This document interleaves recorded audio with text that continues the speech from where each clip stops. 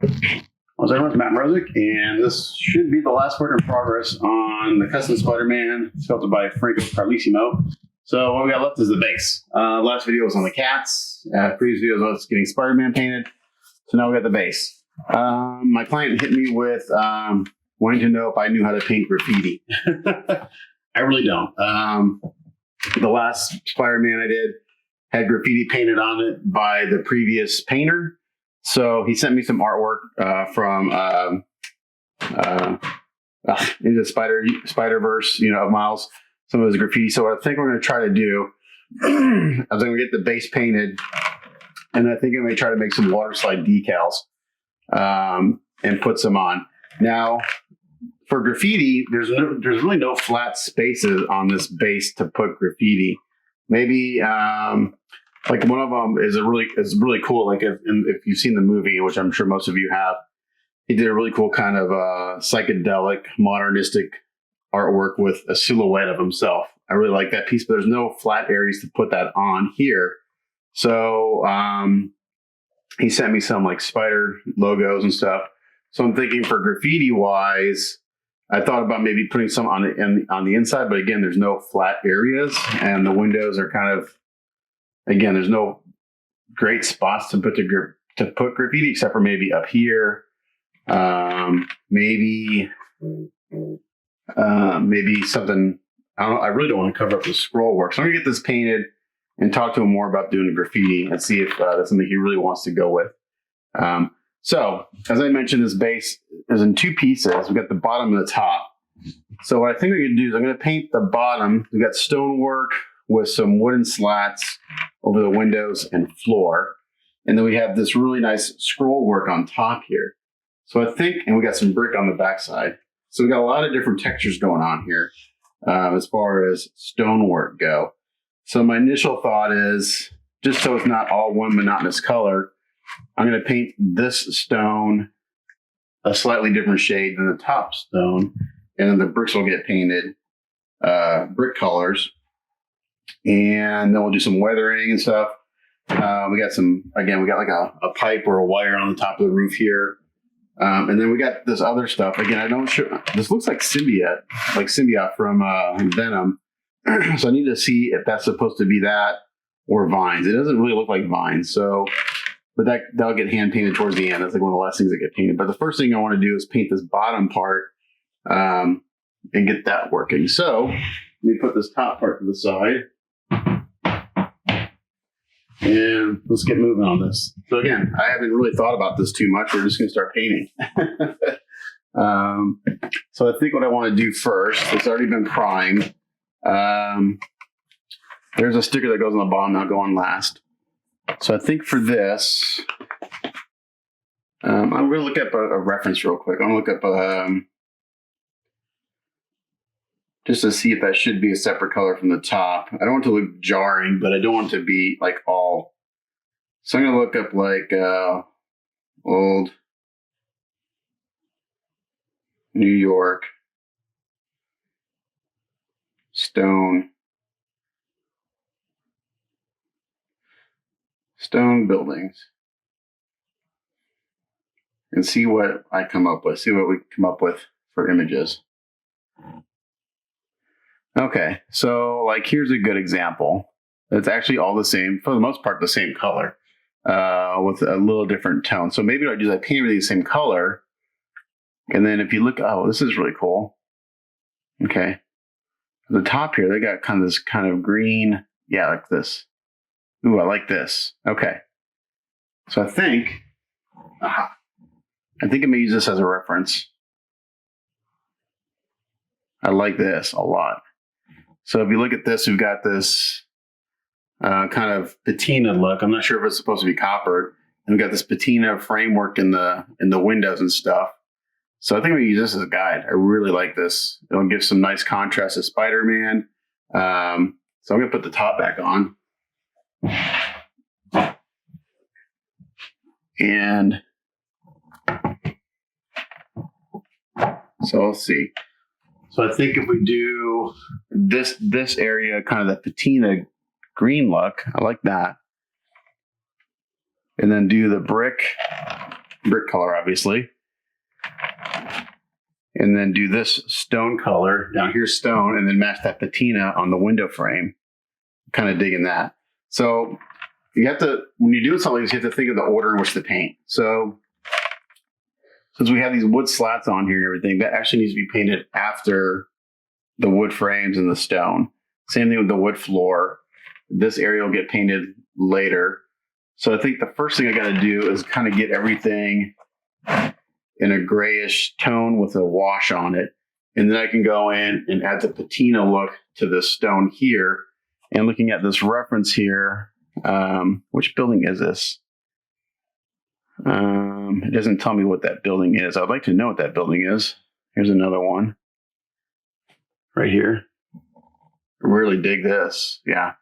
I'm going to download this photo. I'm going to save this. Save image. Let's see what else we come up with. Again, I just don't want it all the same color. Just be boring. Some brick references. Brick is not necessarily hard. It's just you got a lot of tiny bricks in there. So basically, when I do brick, I'll paint it all one color, and I'll go and I'll add washes to individual bricks to give them some different shades. So I'm going to use this as a reference for brick. This is a great reference. Also, you can see the brick here with the patina. It's a nice contrast with that kind of bluish green patina. Okay. I'm just going to save a bunch of images. I like the red. All right. All right. So I think I got my initial references. So let's start spraying some color. Let me turn on my spray booth.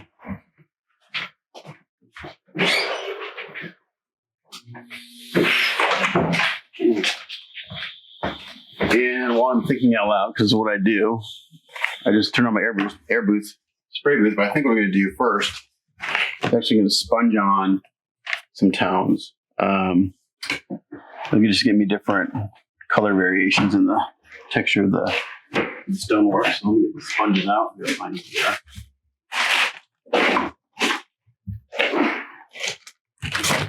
All right, so I got some fake sponges and I got some natural sponges. I tend to like the natural sponge better.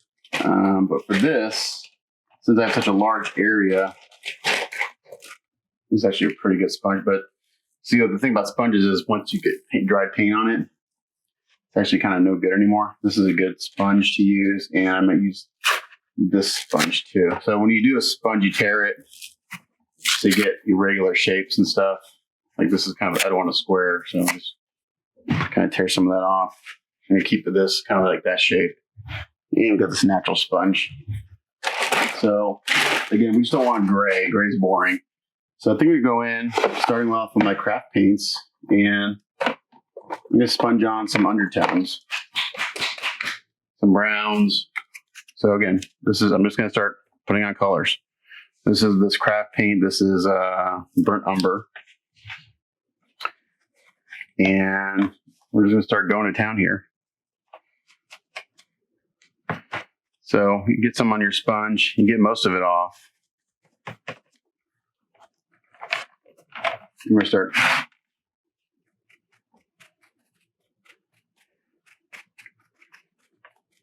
getting different looks. And I'm going to go over the whole thing. And then we're going to add patina to this later.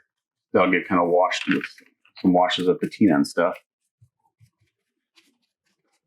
So again, we're spending a lot of time on undertones. I think I'm going to take the top off. I'm going to put this to the side for now. So I can get on the inside of this guy. Because we got to get kind of all over the place.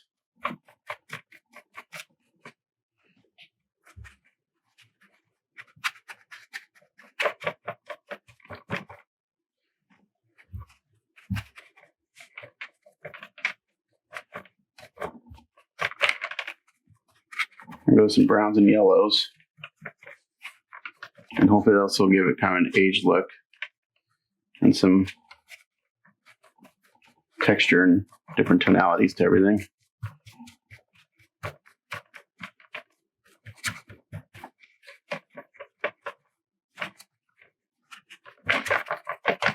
And it doesn't have to be super consistent. You know, we want this to look natural and aged and weathered, so inconsistency is actually a good idea.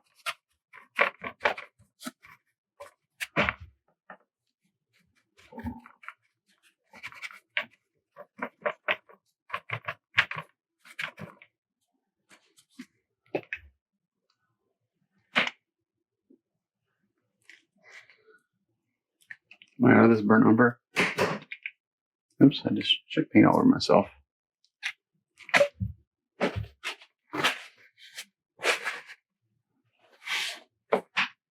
So I probably won't record this whole process because this will take a while to kind of get this first paint down.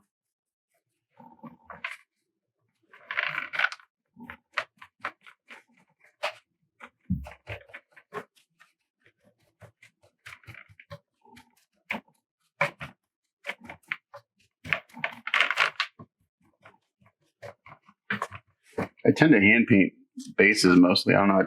It seems to work better.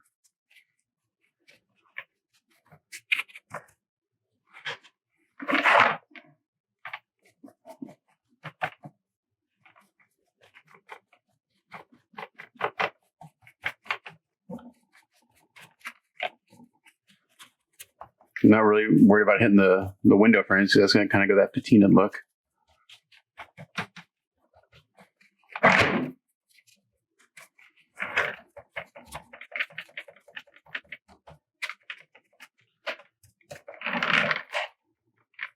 I'm not worried about hitting the wood frames or anything like that.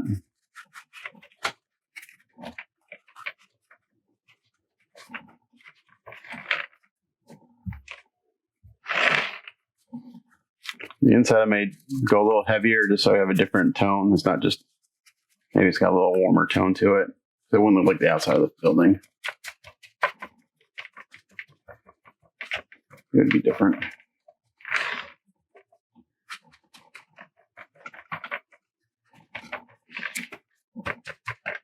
I'm gonna go a little heavier on the inside.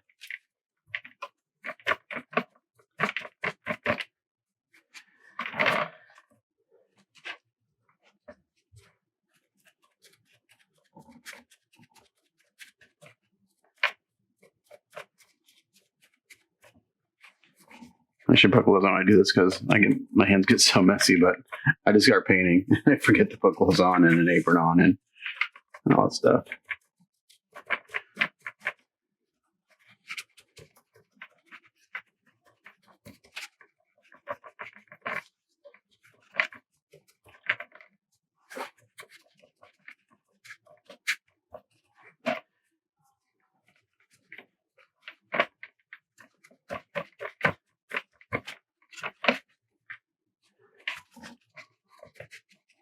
Okay, so I'm going to continue to do this, and I'll come back and I'll show you what I have when I'm done.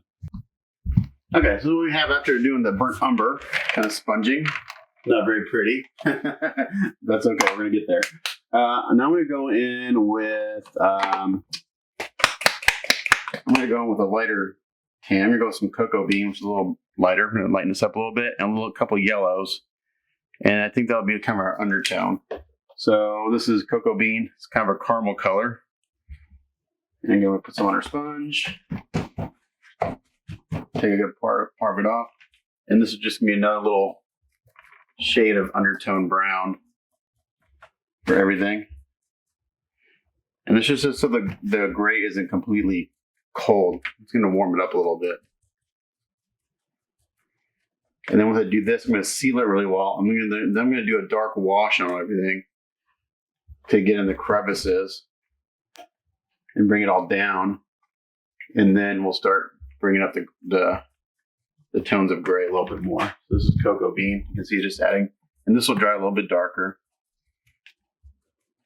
So you can see when it's sponging, it's really hard to kind of get in the crevices and stuff. That's okay. We're just going to take care of that with a wash. And I'm doing the top part too, where it's going to get patina, but this is all going to get that turquoise green treatment to it. So it'll be stone that's been, again, I'm not sure, because patina is usually for copper. You know, copper gets that color, but so maybe this is copper. I don't know. We're just gonna go with it because I like the way it looks.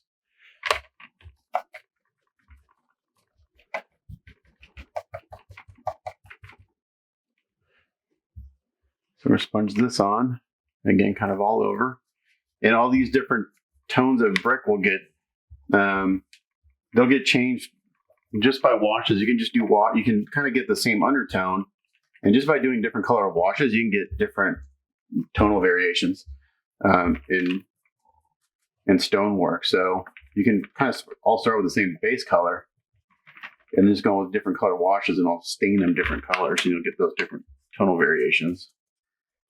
So I forgot there's actually a roof underneath here, so I've been kind of going in here and painting that too. You're not going to see it, but we're going to paint it anyway. Again, we're not going to do a lot of this cocoa bean. This is just to add another shade.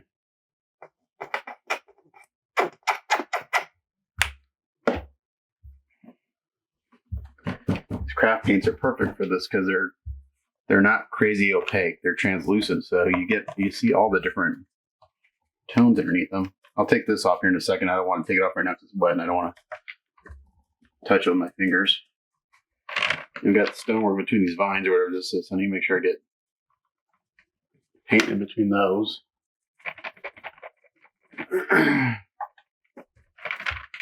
And I'm not really going over the brick because those are going to get painted differently. Those will get a different paint technique.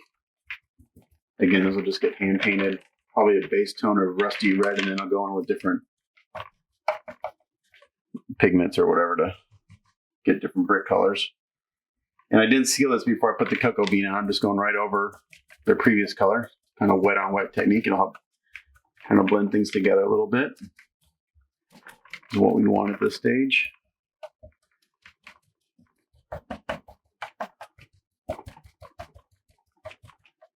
And when you sponge, you want to turn your sponge, rotate it, and flip it so you get different patterns and shapes and stuff.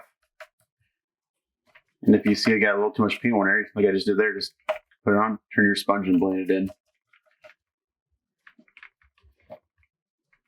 So one of my Facebook buddies mentioned I should do Twitch live streaming so I can actually make some money off these videos because they are time consuming. And I've said it before, I don't do any editing or anything. I don't have time for that crap. I just don't have time to go in and edit, you know. And my videos are long, you know, they're 2-3 hours long sometimes, but I find that the guys that want to watch and learn how to do something appreciate the longer videos because I try to show them more stuff in real time. I don't show, if I was to record this whole process, the video would be 13 hours long. If I record every single second of every step. So I don't do that, but I show you what I do, the technique I do, and then I give you the idea of what I'm doing, and then, you know, obviously, then the rest is I show you. I pause the camera, do that technique, and come back and show you the end results. So I try to show you a few minutes of what I'm doing, so you get the idea, and then if you want to attempt this yourself, you can have a sense of how I do things. Again, my way is not necessarily the right way. It's the way I do things. Again, when I paint, I just kind of start going. I usually don't have a plan. I kind of have an idea of what I want to get done, and I just start painting, and eventually I get there.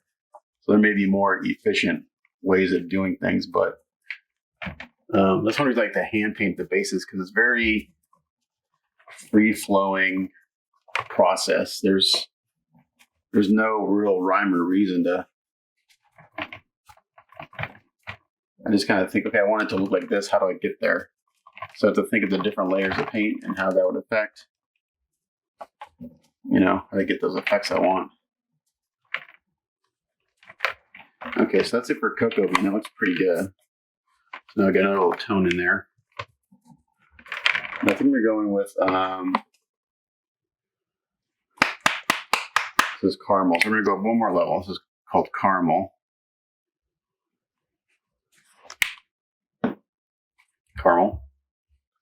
And again, just use the same sponge. And again, as we get brighter, we just do less and less of it.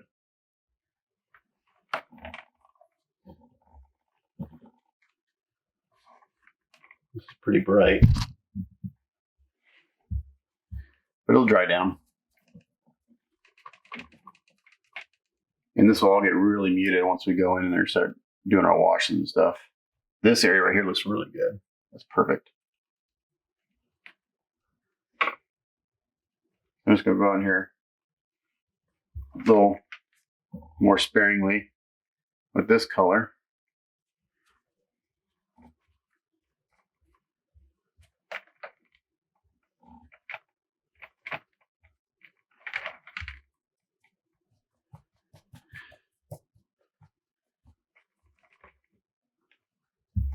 Take some of it off on my little scrap paper towel over here.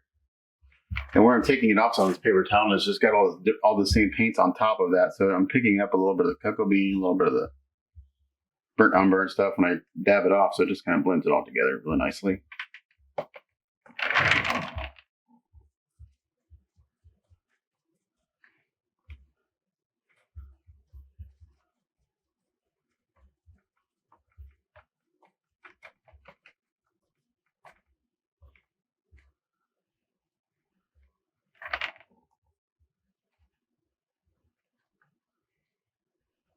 Okay.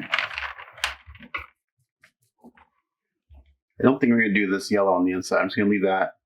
I'm going to leave this that color. I'm not going to do any of this on the inside. That'll help differentiate those tones.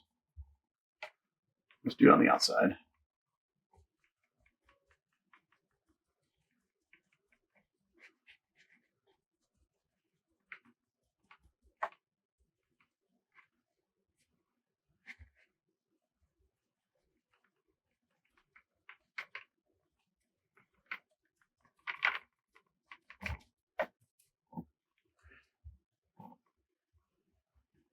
Okay, it's looking pretty good. So after this step, I'll let this dry and I'll seal it with my Krylon mat.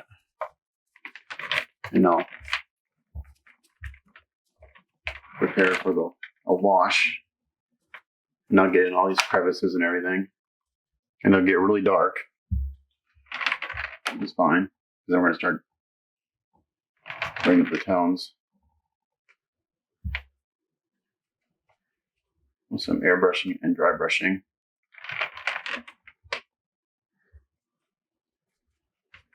And some washes here and there. I don't want to touch that.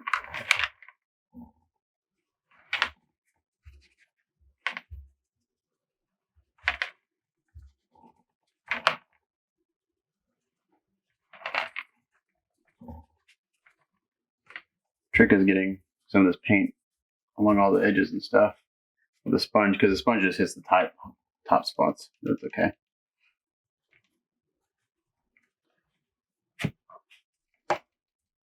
Okay, that looks pretty good. I'll let this dry.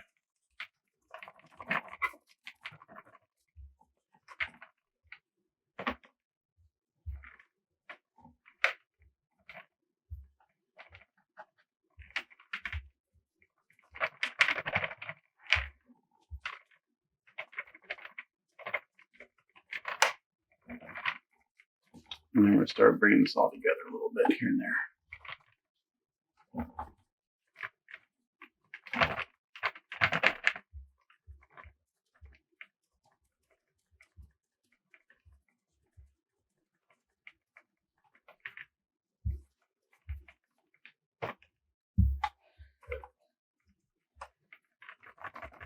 I'd say I'm done, and I see some areas I want to hit a little bit more. Okay. All right, we'll let this dry, and then we'll come back and we'll do some washes on it. Okay, so I sealed that really well, and I let it dry for about 30, 45 minutes because we're going to do some washes. And I'm going to start off with, I'm going to mix up like a dark gray wash. So I'm out of white craft paint because you can't get it, so I'm going to use, I really don't like to use this stuff for a wash because it's a little pricier. But it'll work, and it's pretty thick. So we use the golden acrylics. Somewhere I've got some neutral gray. This may be the perfect shade. Yeah, so I'm going to use this neutral gray. That's the perfect shade. I'm almost out of this too. So I'm going to put some of that in a cup. And I'm going to add quite a bit of water to it. And we only do this in little, we're going to work in small areas at a time. What you want to do is put it on, wipe it off, put it on, wipe it off. No water. No water. Do that. And you get a big brush.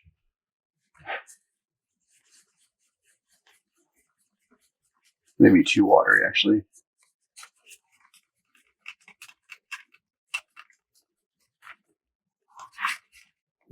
More. Need to get some more of this. Almost out of it. These tubes last me quite a while. The black and white is what I go through quickest.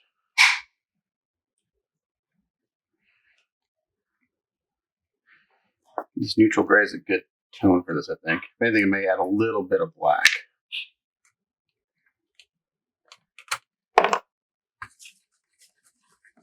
Bring it down just a little bit.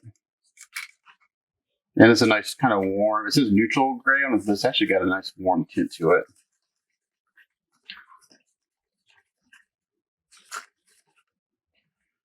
I'm going to add just a touch of black, and for them, just use my craft paints. Craft paint black.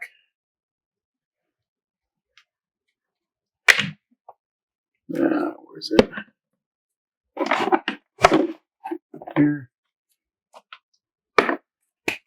And darken this down just a little bit.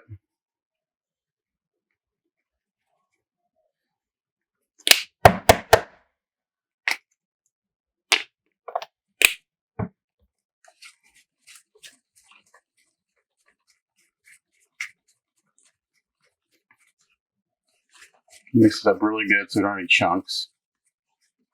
So it's not completely watery.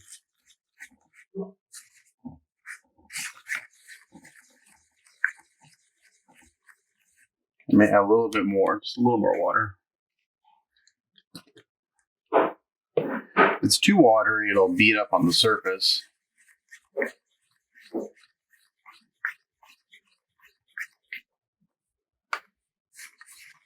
Okay, we're gonna go with this. Now this, I'm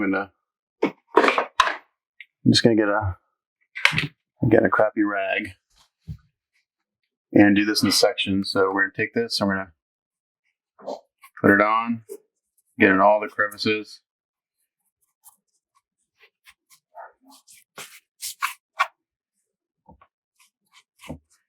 And this is a little thicker than a wash. This is more, let's call this a glaze.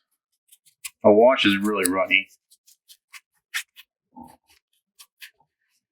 We're going to put that on.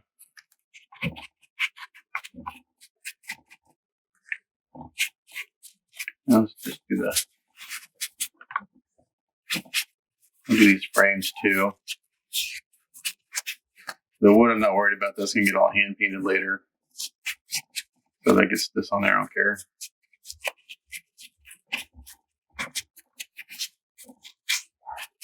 But you want this dry just a little bit. When you go to wipe it off, it kind of stays in the recesses.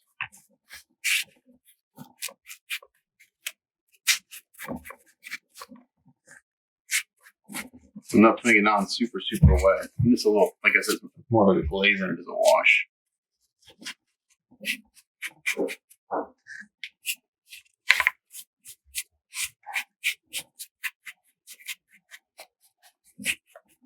I'm going to work on these kind of two windows here.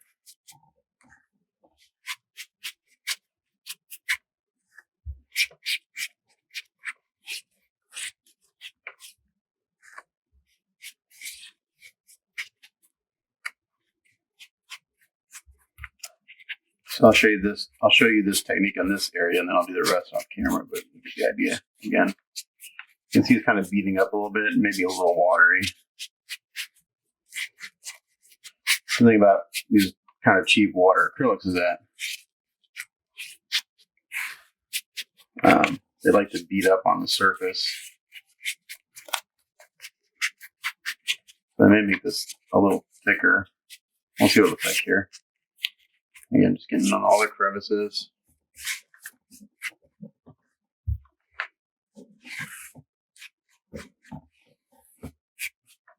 I'm going to bring this around to this side.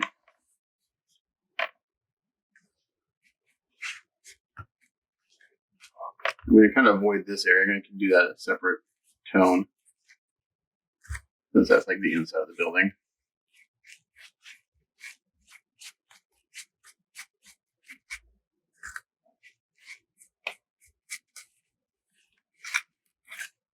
And eventually what I'll do is I'll paint this top part just black, since that's like the key. Okay. Actually, let's get this whole bottom part done, because that's taking a little longer to dry than I thought.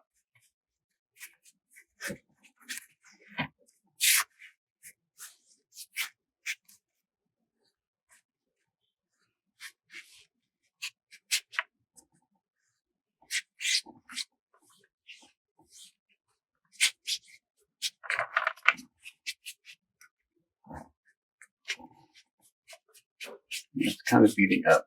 Don't want it to beat up. So just maybe a little switch water in here.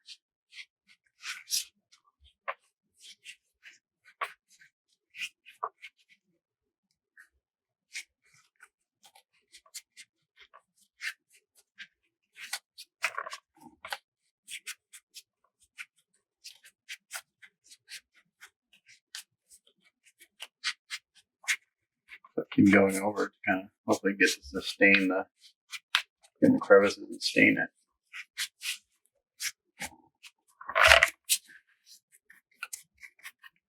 I'm going to mix a little more paint in here.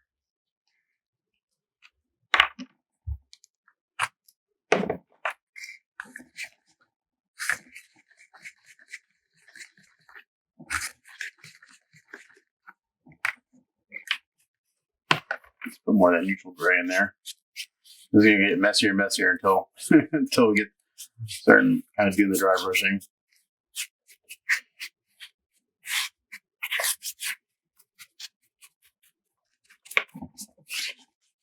This is a messy process.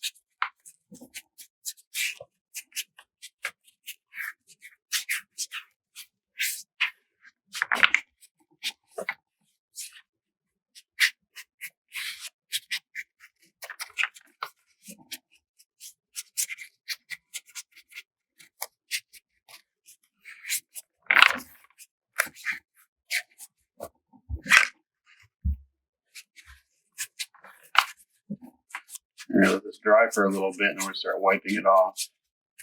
And hopefully, it'll have done what I want to do, which is basically stain the surface to kind of a dark gray and get in the crevices and stuff.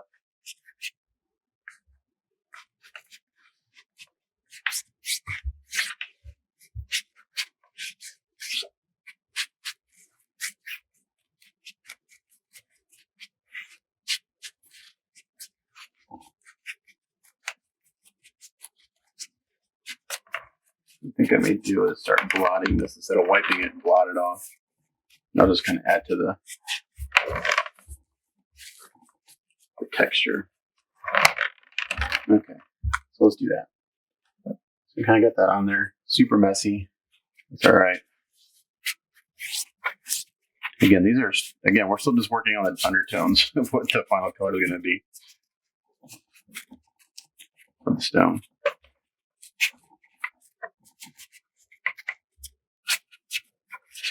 Even though this is going to go that patina color, I'm just going to make sure I get it, and this can be kind of an under layer of weathering. Okay, let's start blotting this off. So what it's going to do is it's going to remove it from the high areas and keep it in the crevices. And it's just going to add to the overall tone of everything.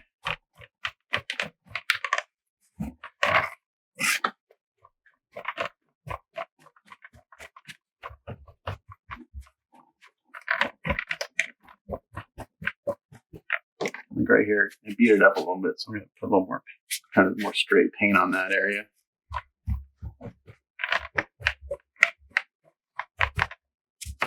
Anywhere I feel like I need to do it again, I'll just do a little more and block.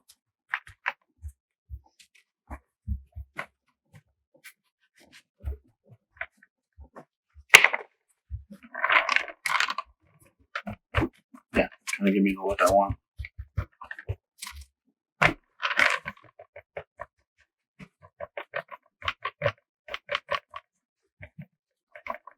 And here I think I'll do a brown wash and do the inside kind of brownish tones. Let's get this edge.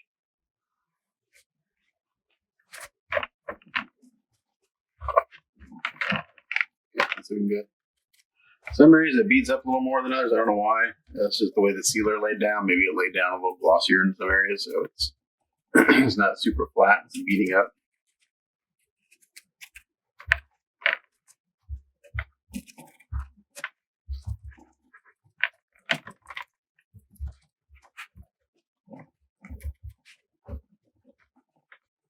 So maybe after we do this, we'll seal it again and maybe do a selective. We'll maybe start doing some dry brushing after this. But I think that's a good undertone.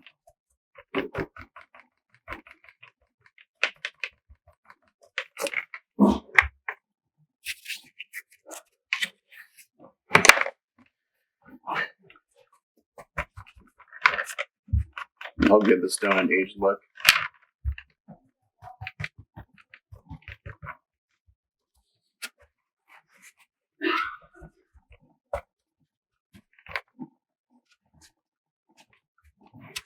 Yeah, it's pulling out.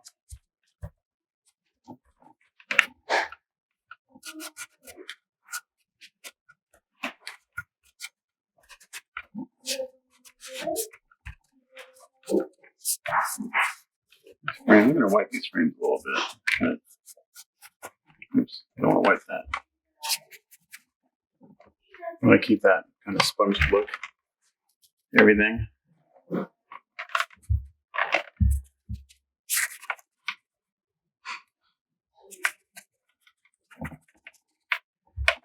Okay.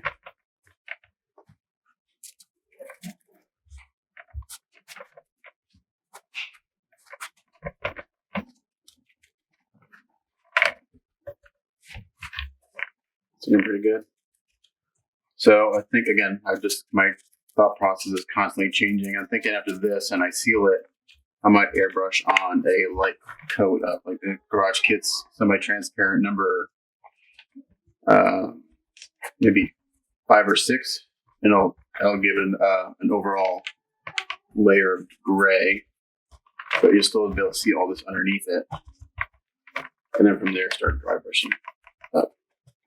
So there's that part. Let's set that to the side for now and get the other part.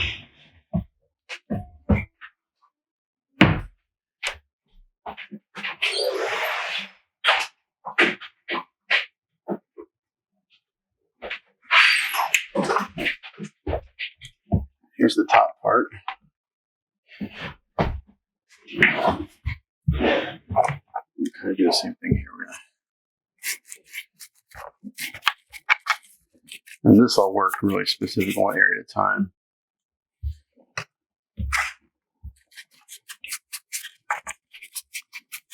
These have a lot of details in it.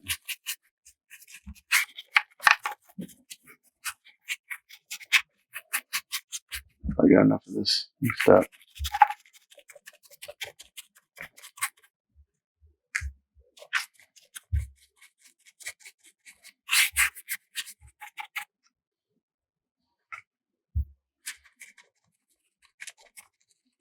I really want to bring out all the details in this sculpt.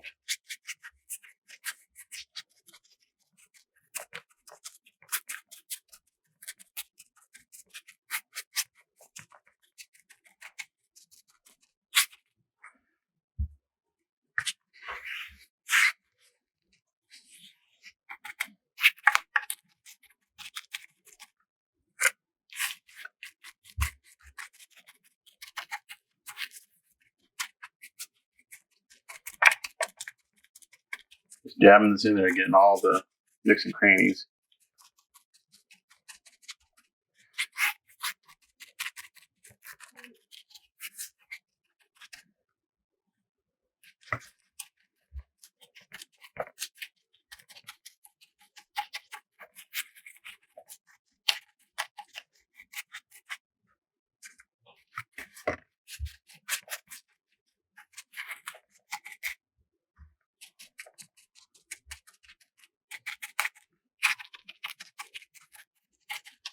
You don't use a crappy brush for this process.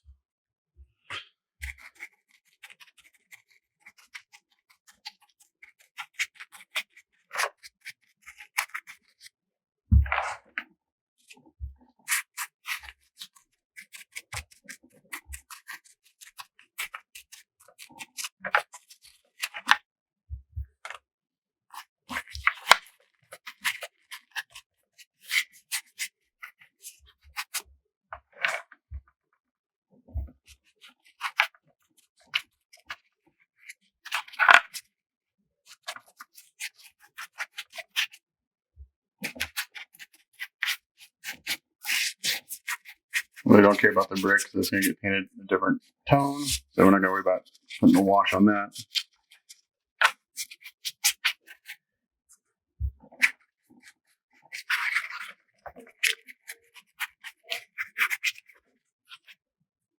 And once we get this side done, we'll start wiping it off from this area, because that's starting to dry down a little bit.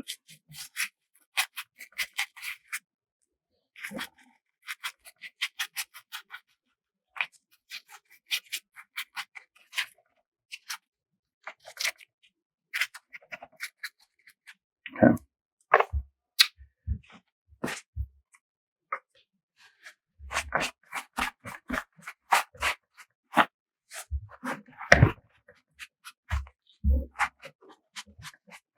Do more of a wiping on this than the blotting.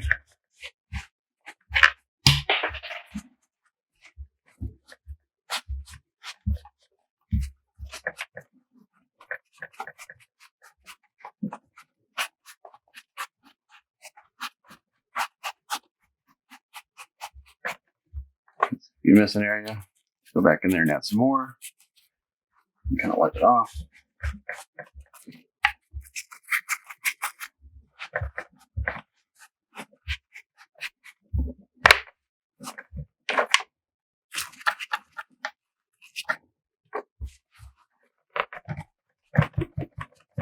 And this will get airbrushed with like a turquoise kind of patina look, and then dry brushed with subsequent highlight colors.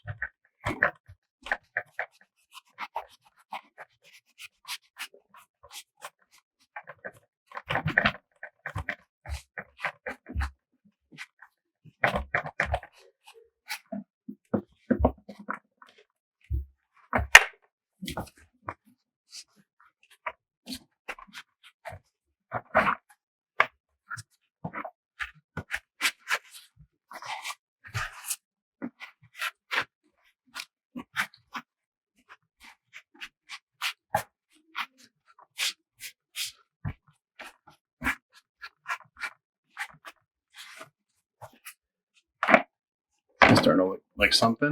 It's getting there. This technique gets messier and messier until you start kind of getting towards the final steps. It's all about getting the undertones down.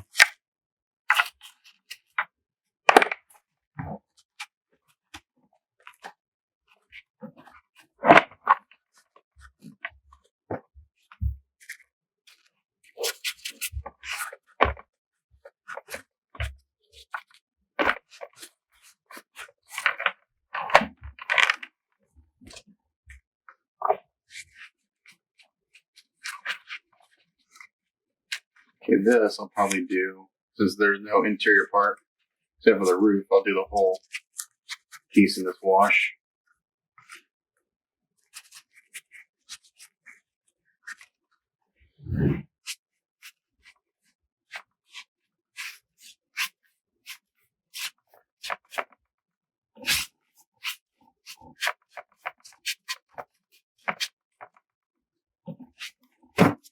It looks like I have just enough of this mixed up.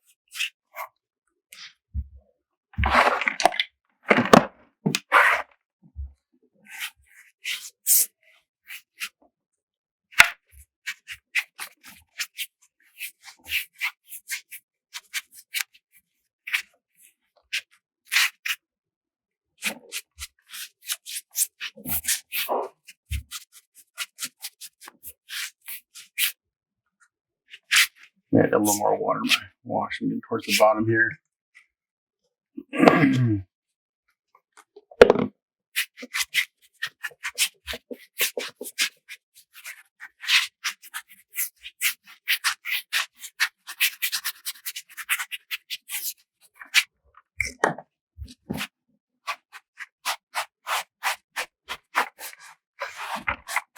This off.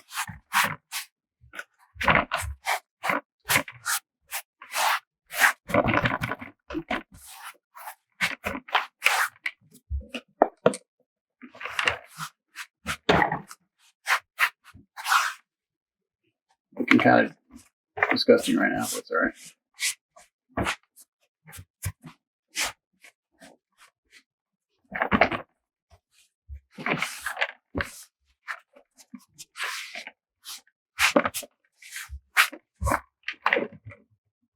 Okay, so I'm going to continue doing this, and then I'll come back when after I seal all this. Okay, so I'm just taking my brush, it's kind of pretty dry with this kind of wash on it. I'm just kind of going around dabbing in the areas that kind of got missed, particularly in the corners where it seemed to beat up a little bit for some reason. It's like down here, it was like completely, it didn't cover. So I'm just taking this dry brush and actually adding some shading to it. You can kind of see here, up around these areas and stuff. And this is pretty dry, so I'm going to airbrush some of this GarageKits.us gray on this, and the other side is the top part's drying right now. So yeah, we're gonna do this. Okay, that looks pretty good. GarageKits.us. Let's use warm gray. There's number 4. It's probably too bright. Number 7 is probably too dark. I'm thinking I want 5 or 6. I think 6 is gonna be the magic number.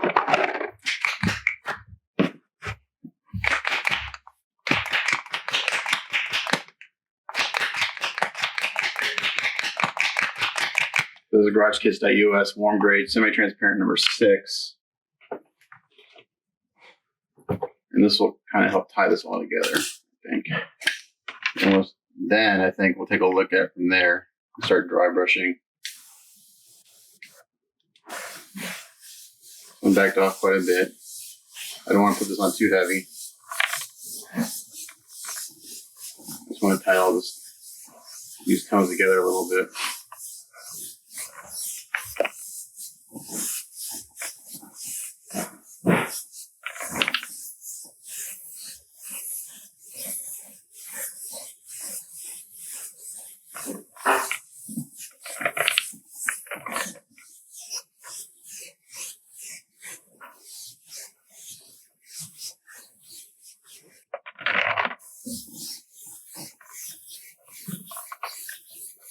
I'm going to go ahead and hit the inside here.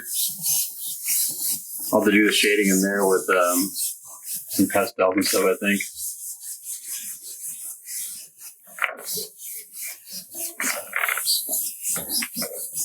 Actually, I may switch this to a dark gray and then go back over with the... We'll just miss this on for now, like this. Then we'll go back and work on that here in a little bit. Really just working on the outside for now.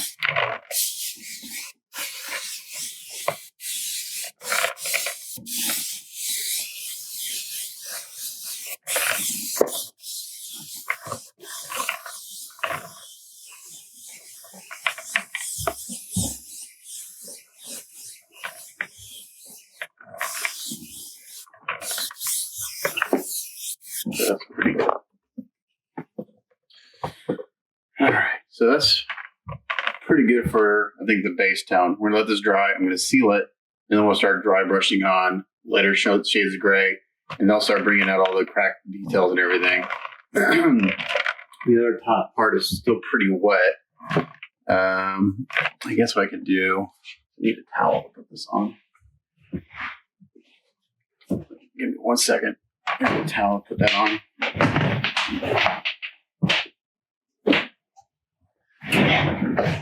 I think what I will do is spray the inside of this a little bit.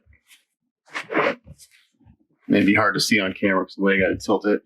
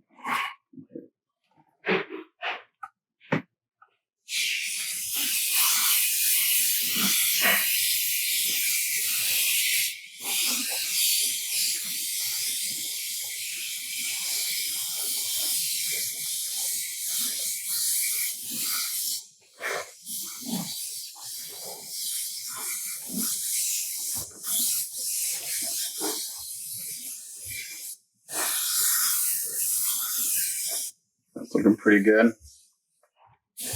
Finish this up, and then we're going to go in there and we shade the corners and stuff with the number 7, the dark transparent gray.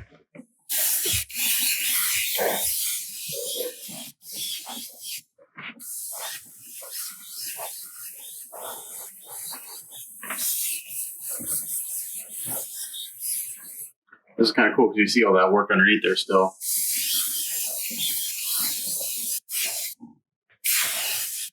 Okay, let me get rid of this. And I'm going to put this number 7 in there.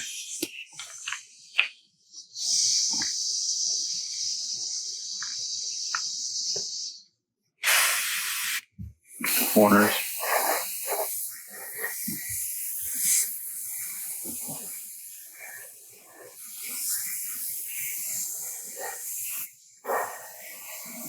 Kind of like a pre-shade or anything else they do after this.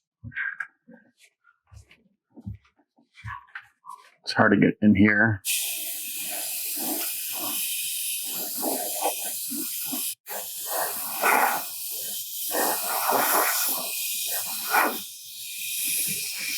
So I can't see what I'm doing, but I'm just hitting the corners with this darker tone.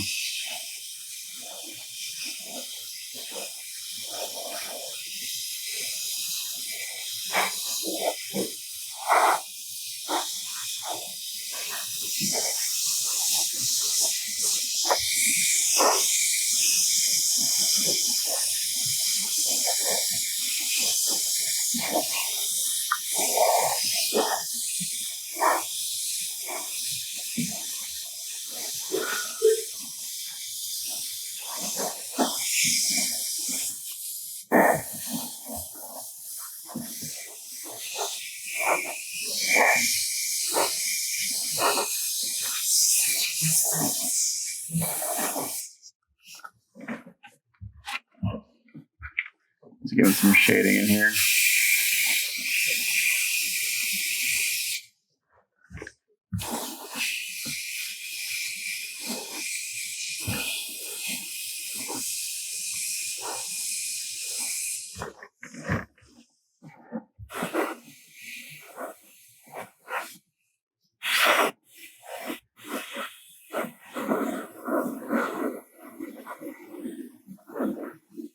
Now, I'm not going to paint the inside of these frames that patina color because it wouldn't be patina because it's not exposed to the elements.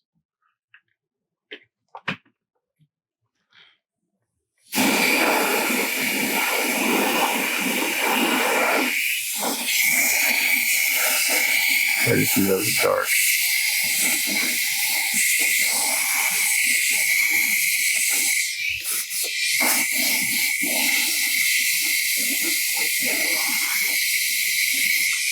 Dark tone here.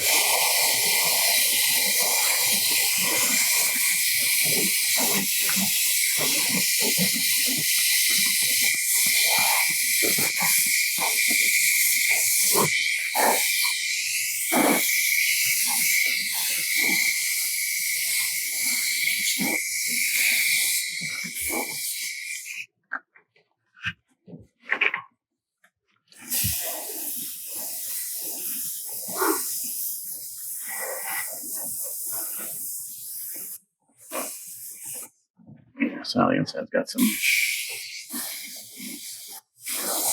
Well, I may go over this with a light coat of like a rust. Maybe look like it's painted rather than just, again, more gray. Maybe just splash on some of this here and there.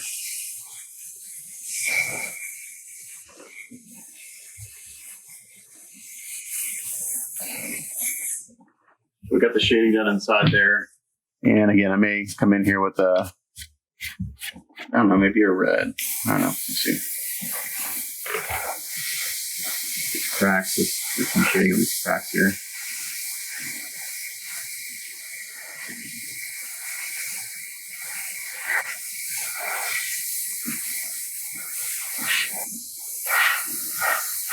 And if I do any dry brushing or anything, they'll come out.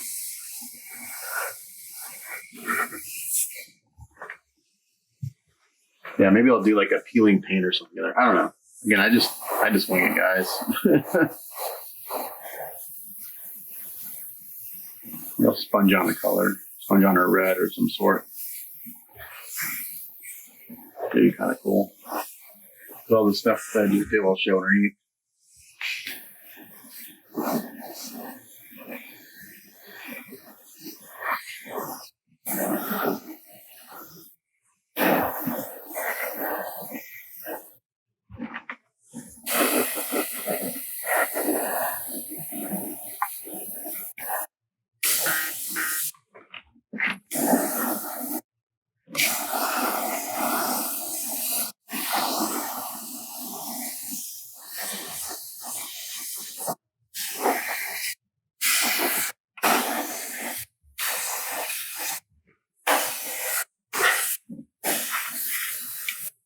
Okay. So that looks pretty good in there now.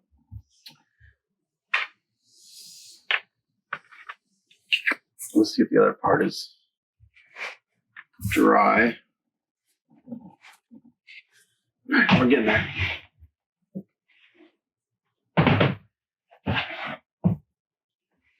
Slowly but surely, we're getting there. Okay, so this is still a way to go to dry. So I'm going to take this, again, kind of my brush that's not really kind of dry. I'm going to work this a little bit. I hit this with a hairdryer too. Where's my rag? There it is. I'm going to hit this with a hairdryer, and I'm going to, again, mist on probably a lighter gray up here, because this is, again, going to go that patina color. So maybe I'll mist on a number 4 or 5 up here, just so it's lighter to accept the patina look. So I'll probably airbrush that on.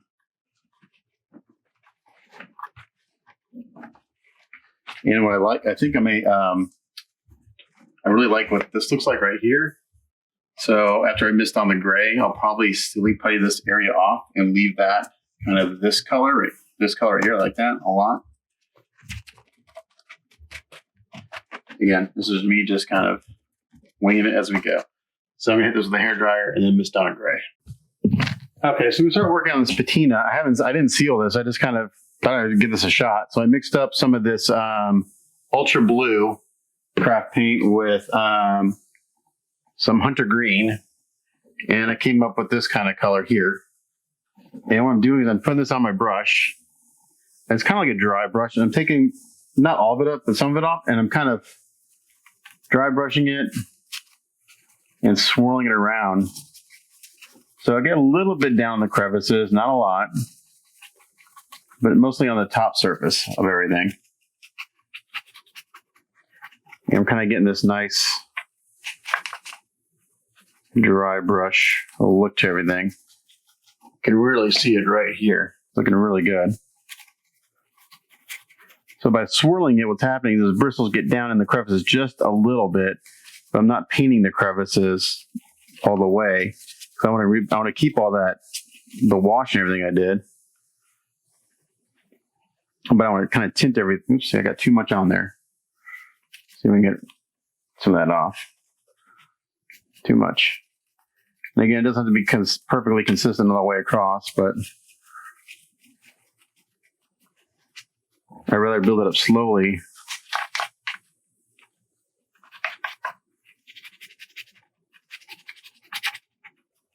See there, I got a little too much, but that's okay. I'm just going to leave it.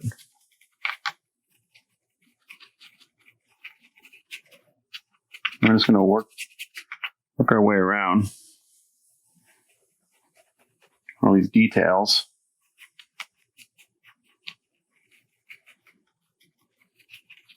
And we'll slowly bring up the highlights.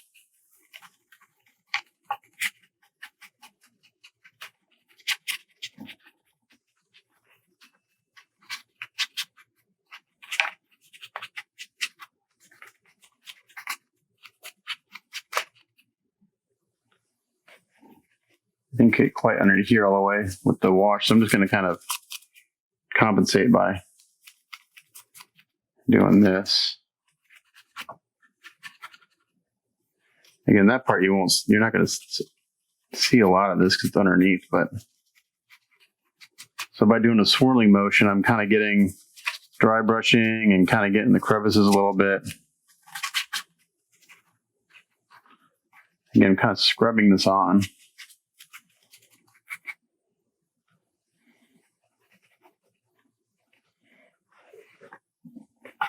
This is looking really good.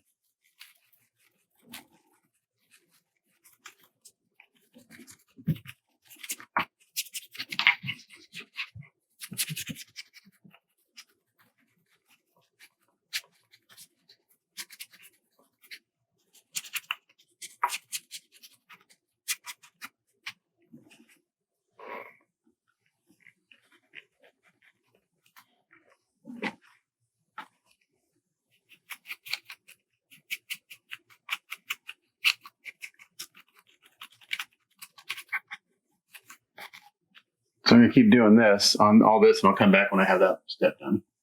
All right, so I got that step done. Looks pretty damn good. Now we're going to bring this up a level. I'm going to add, we're going to go with a little brighter green. Let's go with Christmas green. Why not? It's Christmas season, getting close to Christmas. And we're going to stick with that ultra blue, kind of like that. It's a nice bright blue.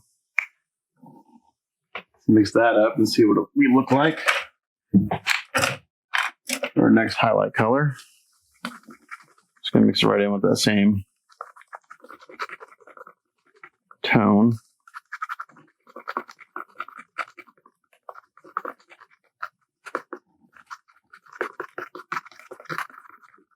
Yeah, this looks pretty good. So now we got to get this kind of brighter patina green going on. Just use the same brush. I'm going to take most of it off.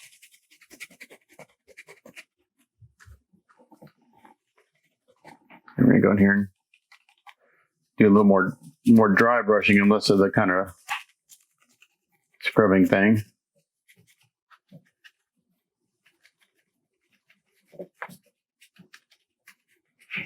Wow, look at that. You can really see the sculpt come out now.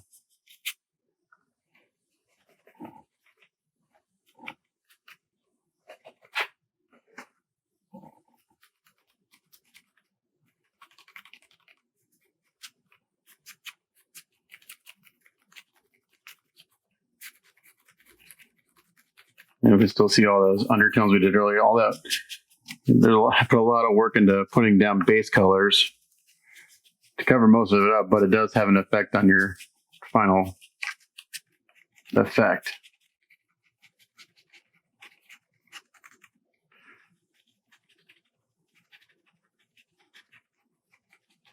So I'll probably do, after this color, I'll do one more highlight, and I think then this patina effect will be done.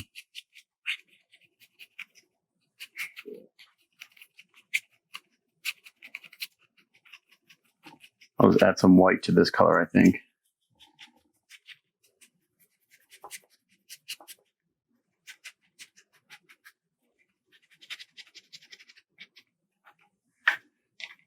These little circular details are hard to get to because of the way they're sculpted. I can't get a brush up in there.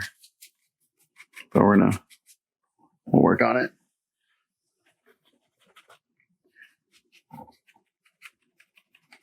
When you first put it on, it's pretty bright and it dries down quite a bit. So that's why we keep building these up.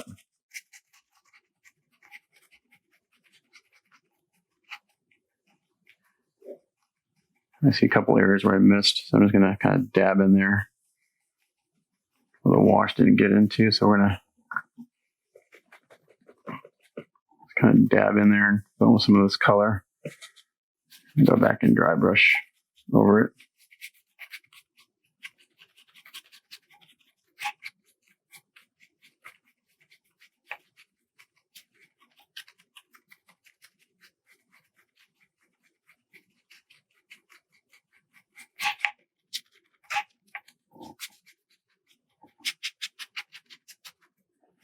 All right, so I'm going to continue to do this off camera, and I'll come back and show you what it looks like. Okay, so I think the last color I'm going to do is patina. I mix up some of that same previous color I did, and I add a white to it, and I got this kind of bright turquoise color. And again, we're just going to kind of dry brush this onto the high spots and see what it looks like.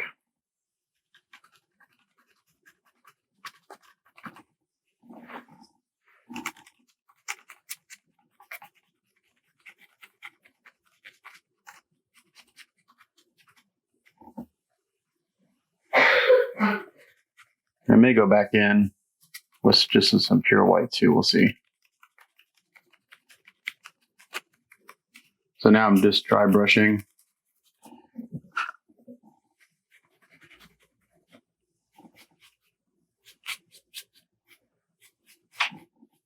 Use the flat part of the brush if you just want to hit the high spots.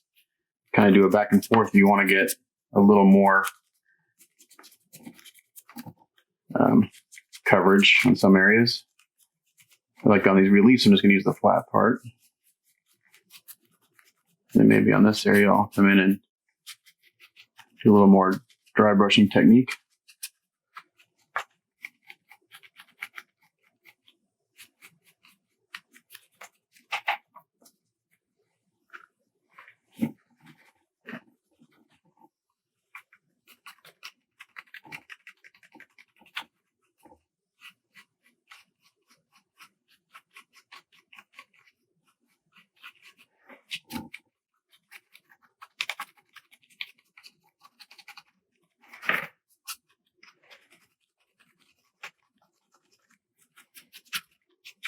As you get brighter and highlights, there's less areas to do, so it doesn't take quite as long.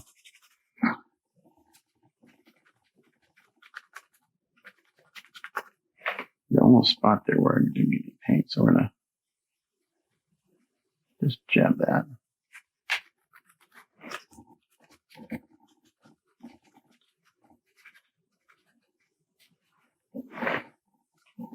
This will be a nice contrast with the brick and the gray stone on the bottom.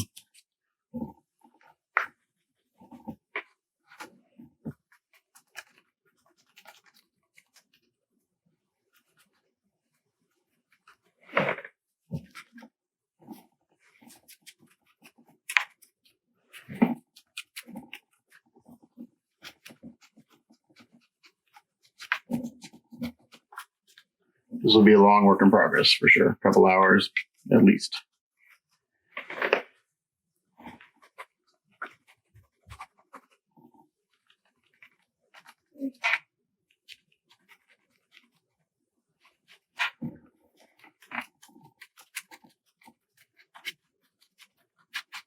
Yeah, I think we go back in one more time with just basically some white, the craft paint white. It'll be good because that'll be, again, this pretty translucent, so you'll still see the the green and copperish tones underneath the patina tones underneath it.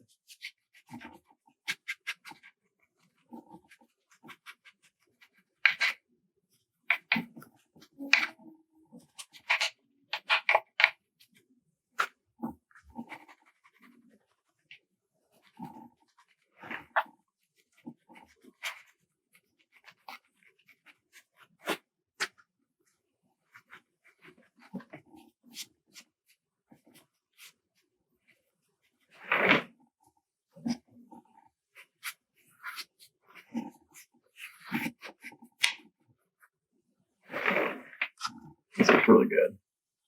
So on this side, I'm kind of avoiding this area right here because I keep that kind of a crap. I have to take the paint off. All right, where's my little rag? There it is. No biggie. I'll just go in here and wipe it off. Now, I have not been sealing between layers on this. I've just been building them up. So if you put it on kind of wet, it will activate the layer underneath, which is okay. I'm just kind of taking my bristles and going right up to that area where it's cracked. Like that. I'm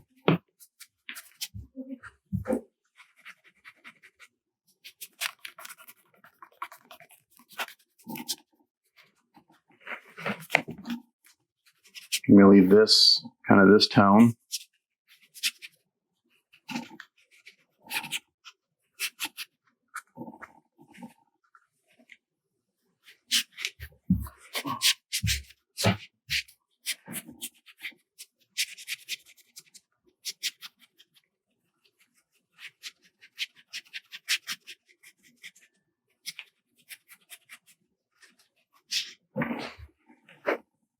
I've got been looking at my reference as I go.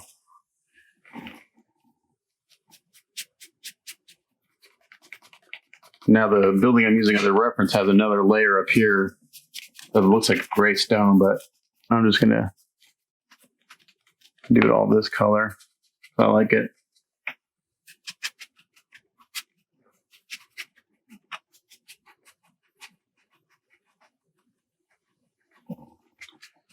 Alrighty. Looks pretty good there. Now I'm just going to take the white and actually just add more white to this. I wish I had more. I wish the crafts, I may have to go back to Hobby Tones or Hobby Lobby so they got any craft paints. And now this is mostly white. I'm going to just do this real sparsely. It will dry down.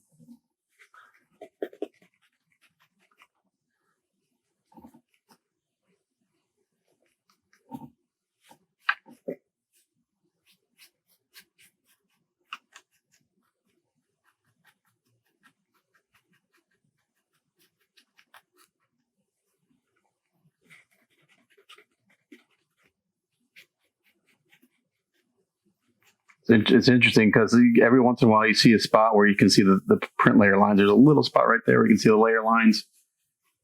So even these super hundreds of $1,000s printers still get printer lines. It just depends on how bad they are, and also depends on the factory cleanup. So they're there. The super high end stuff still creates print lines. There's no way around it, and you see them when you dry brush. So depending on the quality of the print and cleanup, a lot of times that determines the painting techniques I use. If it's really not that great of if the print quality is not very good and the cleanup's not very good, then I avoid dry brushing because you see the print lines.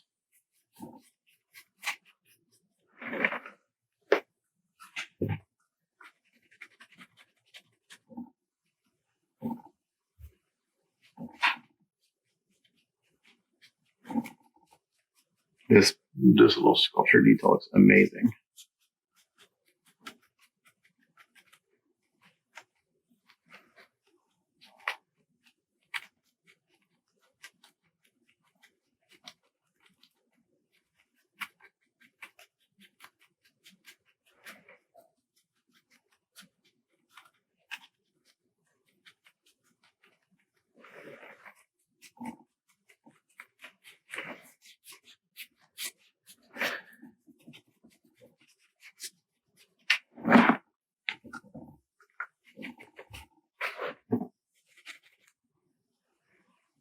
looks pretty damn good, I think.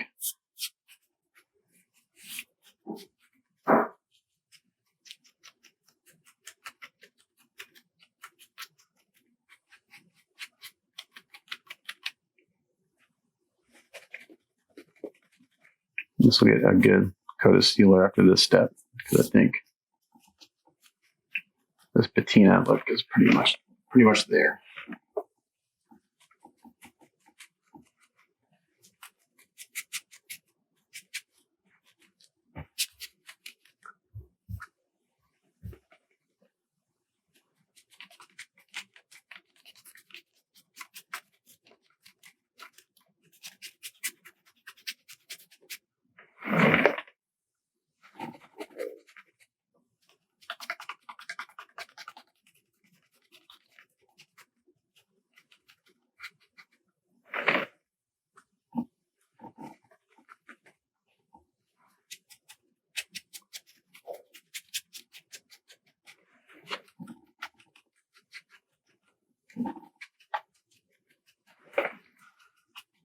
Right.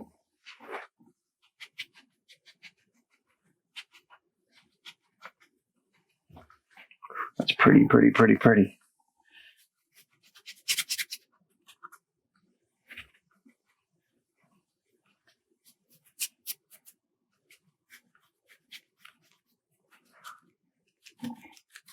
Oh, heavy-handed right there.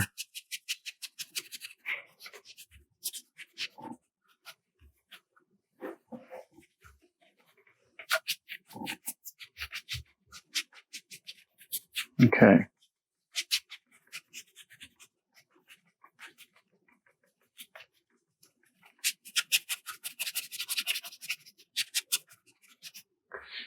I think that looks pretty badass right there. So we're going to seal this really good.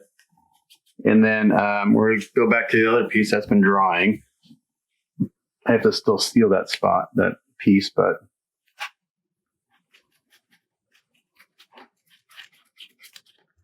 this looks pretty nice. And then I'll do the brick on the outside will have to be done. And around this side. And the roof.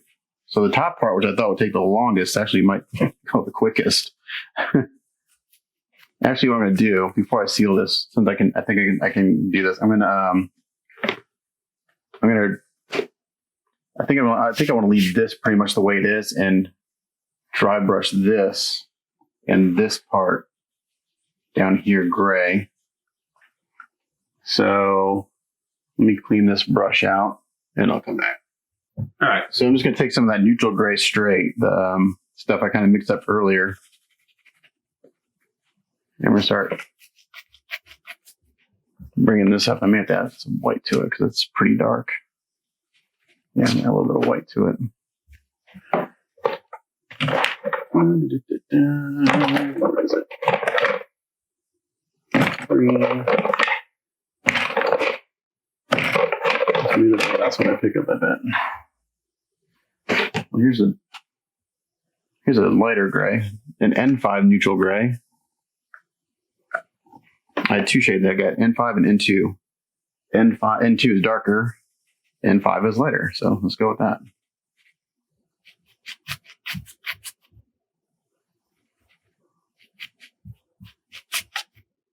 Oh crap! I didn't want to do that there. I want to leave that the way it is, I think. All right, let's kind of fix that. Not the end of the world. Actually, what I may do, hold on, again, I kind of just go as I paint as I think. Okay, so it's a lighter gray.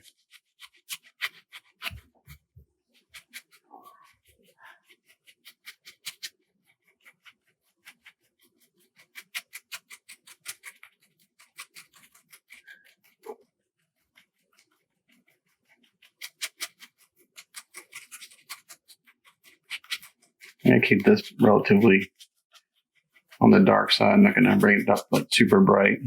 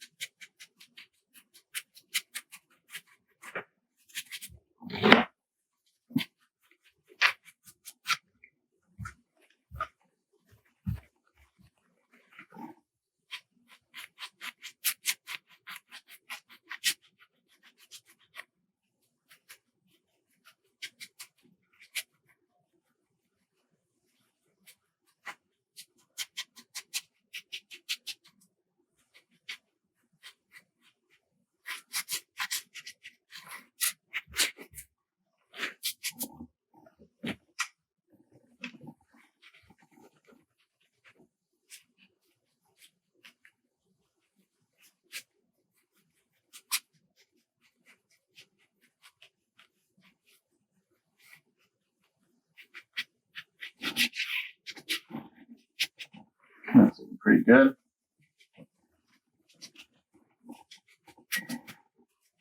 Again, just to give us some delineation between the part that's broken off and the facade.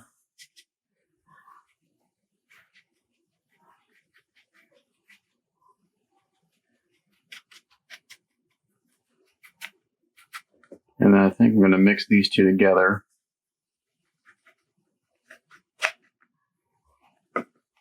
A little bit.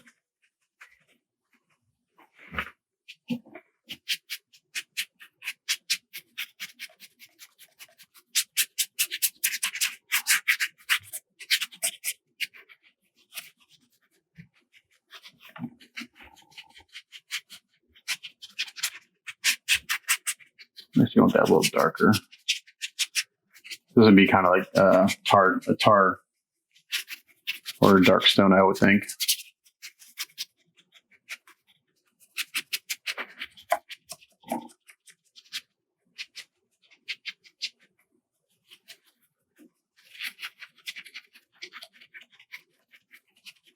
Actually, I kind of like the way this looks here. The top. There's a nice contrast between that and the kind of patina look. I think I may come in with this neutral gray again, darker one. Kind of do that technique right.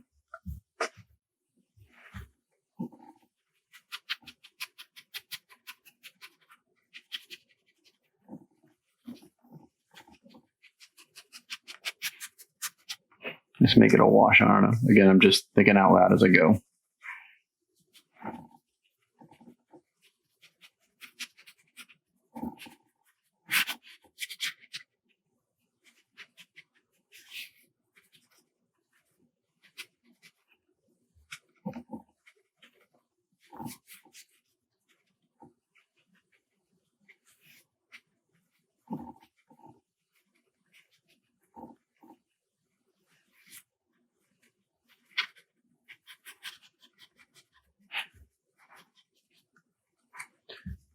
Let's see, I think I know what to do. Add a little raw umber to this. Got a little bit of green in it. It's a greenish brown. I'm gonna mix raw umber and this other gray together.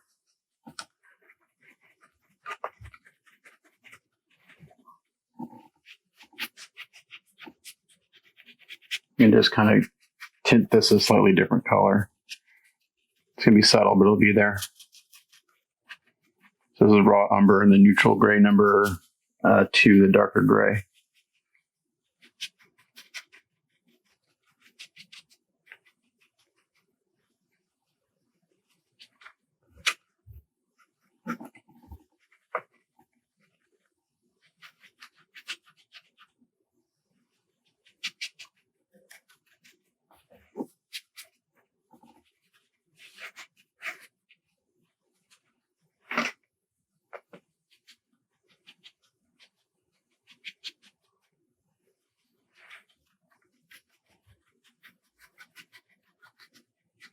Like that. And then I may bring this up a little bit brighter. I don't know, I may leave it. Let's just do a little bit of raw umber by itself right there. Just take a little raw umber by itself and go over this.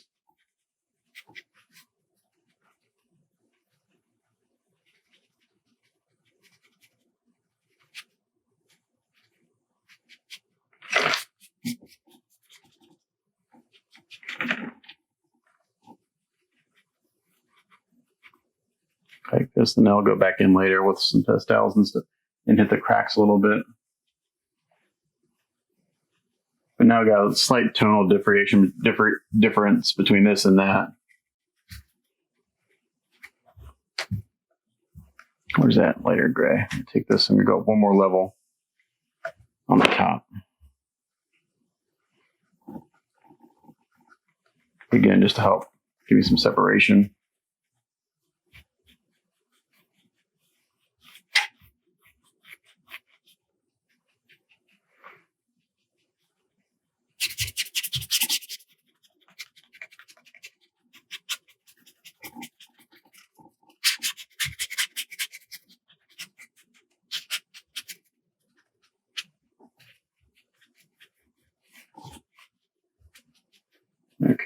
think that looks pretty good. So I'm happy with that. Happy with this. The brick will really separate that a lot, and the brick's got to get painted there. Alrighty, so let's put this to the side for a second. And let's take a look at this. Alrighty, so now we'll start bringing these grays up. So I'm going to use this lighter gray I got going on here.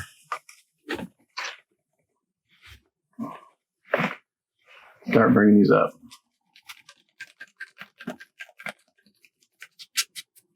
So this will take a while because there's a lot of area to cover. So again, I'm taking this neutral gray number, oops, hit the corner there. You want to do that? This is neutral gray number 5. We'll start building these tones up.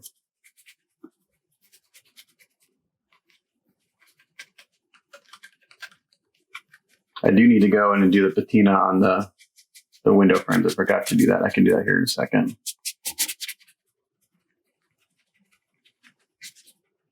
I can do that after this, so I'll have to be a little more careful when I do those.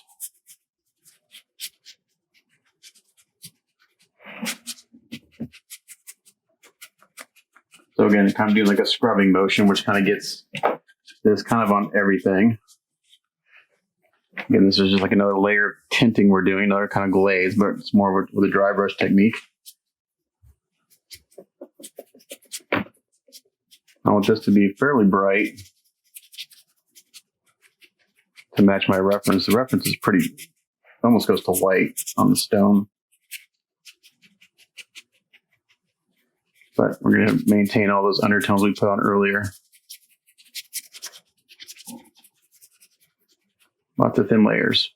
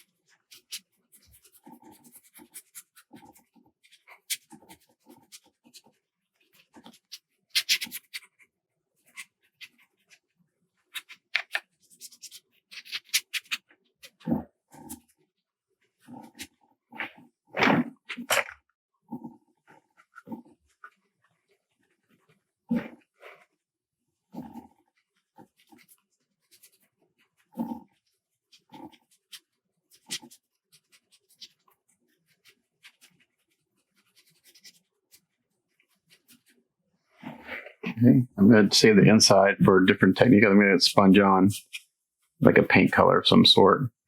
But I think right here I can bring this edge up because it's broken. It wouldn't be painted, it'd be exposed. So we're going to do that.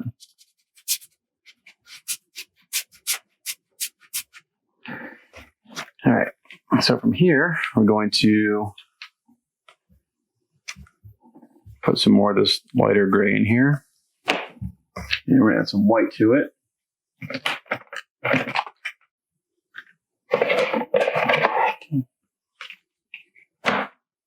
Titanium white. Bring it up a layer or a level. Let's work our way up.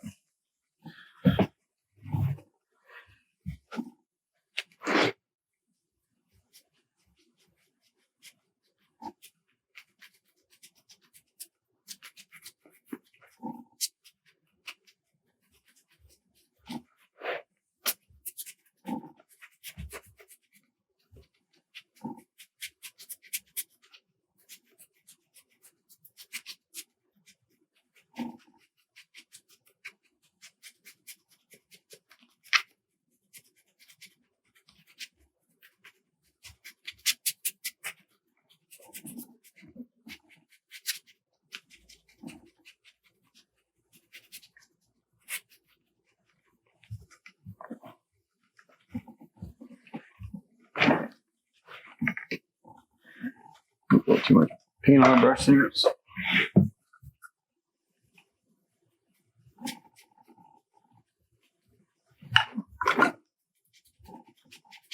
so you guys can see everything I'm doing.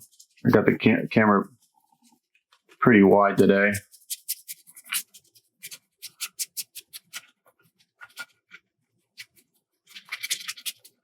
I should hit the frames too. And then we'll go back and do the patina effect on those.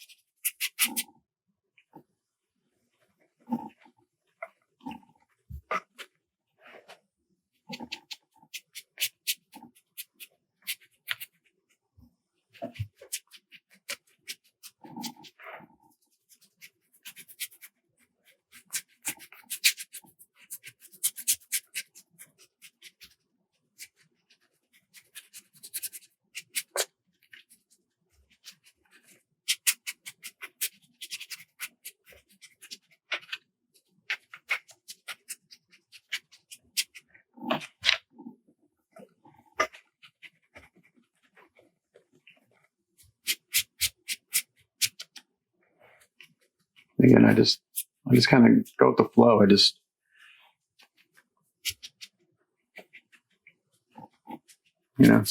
kind of just keep doing until I get the look I want. It kind of looks like I'm just haphazardly doing it, and to a point I am. It's like, okay, that spot looks good. I'll move on to the next spot.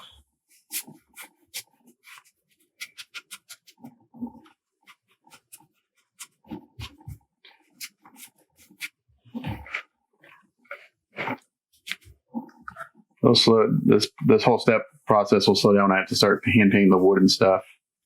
So I'd be kind of careful with that so I don't get too much over paint. So I got to paint between all these frames and everything.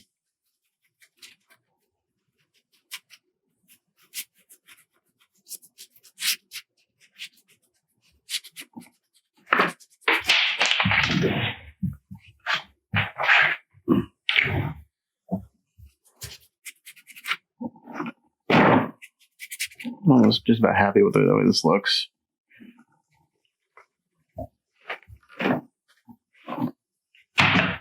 Keep dropping things. My workbench gets really, really messy when I'm doing this stuff because I got all these paints out and everything. If you look at any painter, any one of us painters like Lewis or Head or anyone, you see their workbench, it's just a complete disaster. We're in full paint mode. John always seems to keep a pretty neat workbench. I don't know how he does it. But my workbench is a reflection of how I'm thinking. So.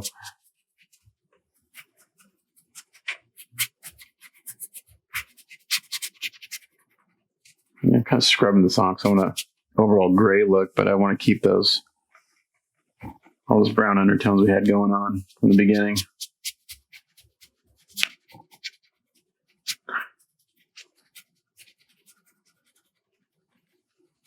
I think after this, I'll come back in with just some pure white and just really hit the high spots. This is looking pretty good.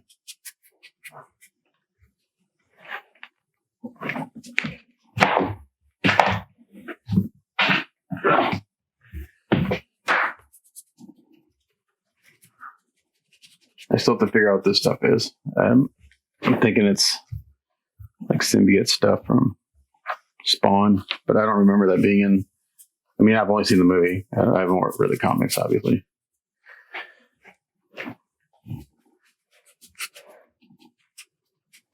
Okay.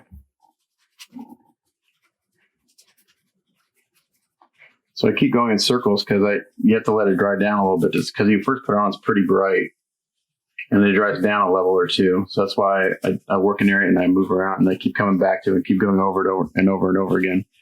So as it dries down, it changes the tone. So you just can't work one area and think, okay, I'm done. You gotta let it dry for a minute.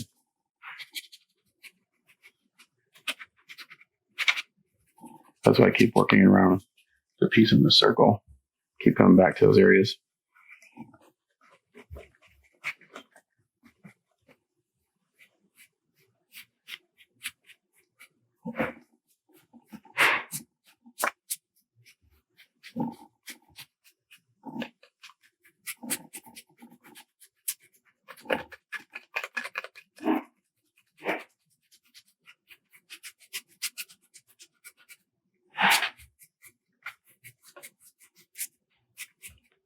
And we'll do what I always do on these pieces. I'll go back in with pastels and hit the corners and stuff to bring out the shading again. That'll be the very last step in all of this.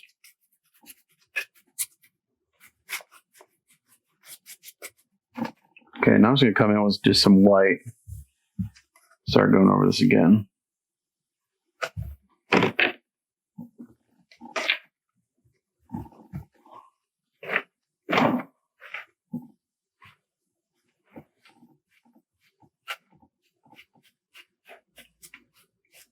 Be a little more selective, the white.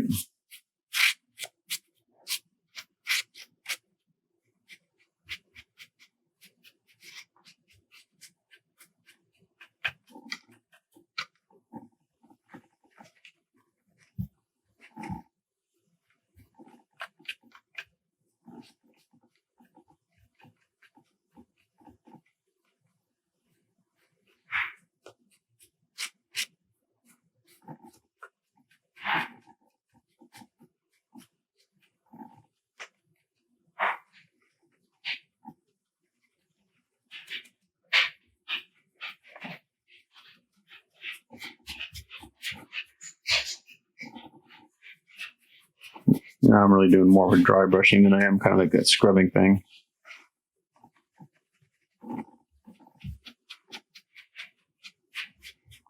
Really just using the flat part of the brush.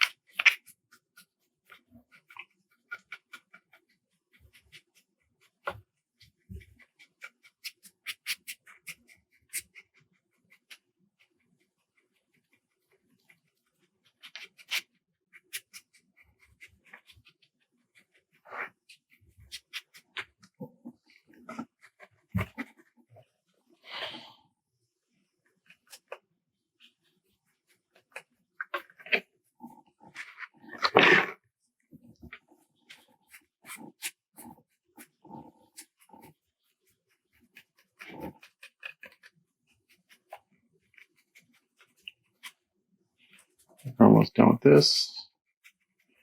And then I will seal it before I do the, I go redo the frames because I'll need to be able to wipe off any paint, that excess paint that I get on the stonework in case I do that.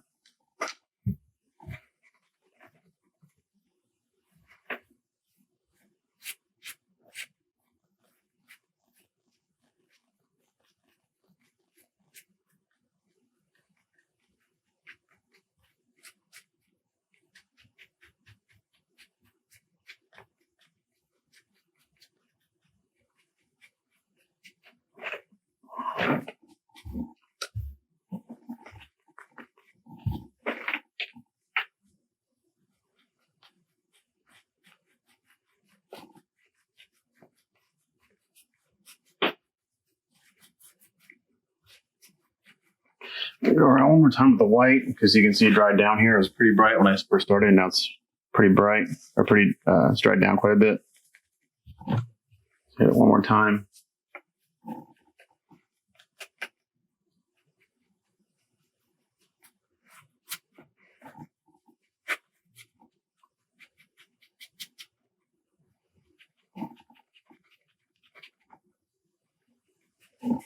So kind of got this nice warm white stone look going on.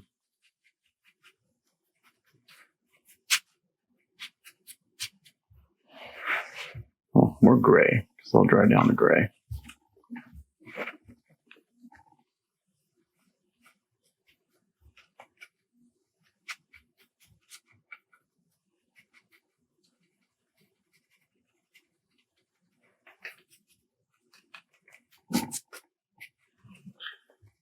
Okay, that's going to do it for this white. I'm going to seal it and we'll come back and we'll do the patina. I will record the patina on the frames because it's the same process I did on the top. So when that's done, I'll come back. All right, well, I really didn't record any of this, but I was working on the kind of this walls and floor of this part. So what I did is I sponged on some of this Deco Art dark scarlet, and then I sponged on some orange and just kind of blended it all together. It kind of got this rusty looking effect. And then I went in with some dark African flesh, kind of misted that over everything to tone it down. And now I'm going back in with some semi-transparent warm gray number 7, adding the shadows and just kind of just adding some kind of dismissing this on kind of randomly to kind of add some weathered look to the walls and stuff. And I think that looks really good. So that's kind of a brownish red, toned down, weathered look to it. I think that's all I'm going to do on the walls. And I sealed it before that. So now what's left on this bottom part is the wood planks on the floor and the wood planks in the windows. And then we'll look at it from there. So for that, this all has to be hand brushed. I'm going to start off with, let's see what I got. I'm going to start off with some, I don't know, let's see what I got. What piece do I have? I'll start off with some raw umber. Now this should look like new wood. This is like a decrepit building, so you should look kind of worn out. At least the boards. I think what I'll do is I'll do the floor first. I think that would look relatively newer. So I'll start off with some raw umber. And we're just going to give that a quick coat here.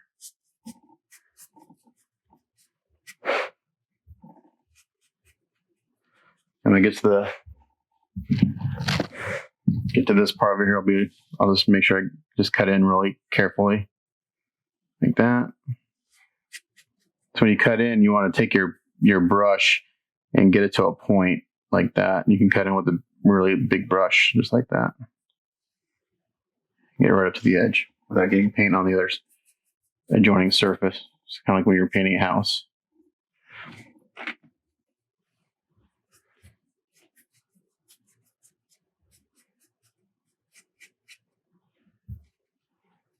Oops. You just kind of messed up there a little bit. Q-tip and just wipe it off. I'm going to base coat this in this raw umber. And I'll dry brush some, I have to bring it.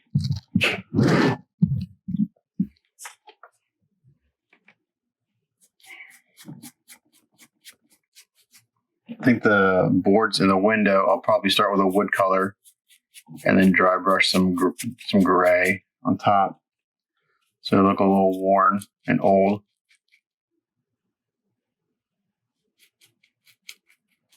But this floor I'm going to make relatively, not new, but a little newer. So when I come to these, I just kind of push my brush to the edge.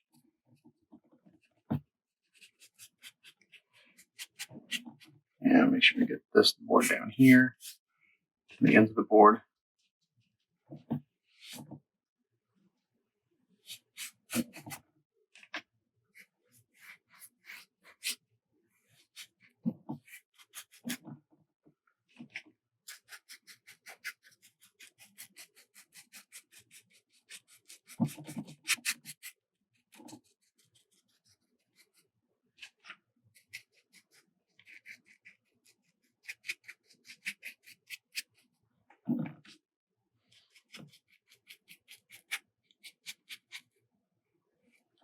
No more paint. I like this raw umber because it's got a little bit of green to it. It's got a little kind of green tint to it.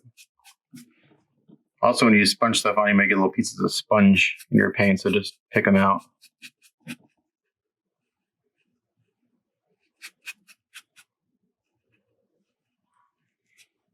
Oops.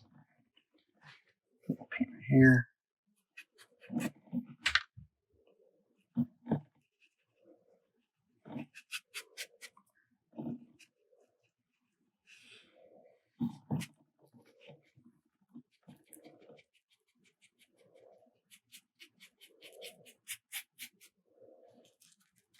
between all whatever this is.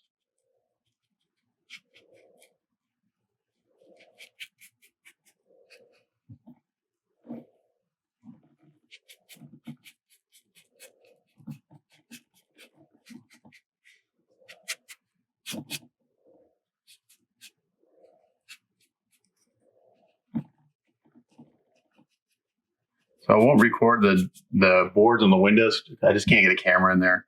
But it'll be the same techniques here, just be slightly different colors. So I have to be able to flip this thing upside down and get it in my lap and stuff. But you'll get the idea here. Okay, so there's the raw umber. Just straight out of the bottle.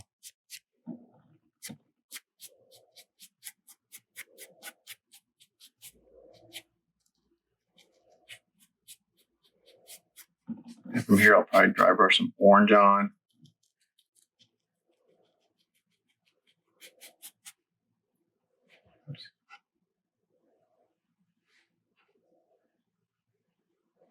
All right, so now let this dry. I'll come back. Okay, so in that raw umber, I just mixed in some orange like this, and I kind of got this caramel color over here. I'm not sure if you can see it. It's just a slightly brighter, warm tone. And we're going to dry brush that on. Going against the grain.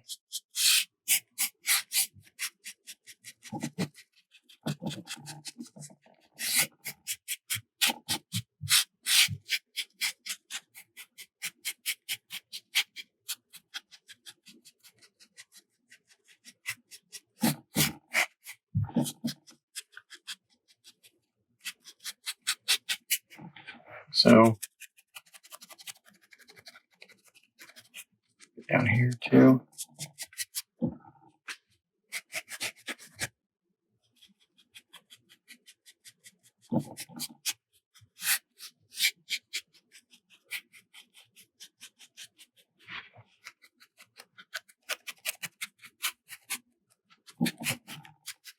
Okay.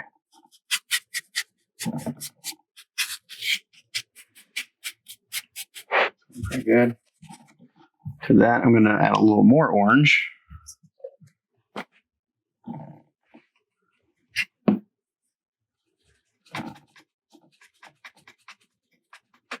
So just add a little more orange to that same color.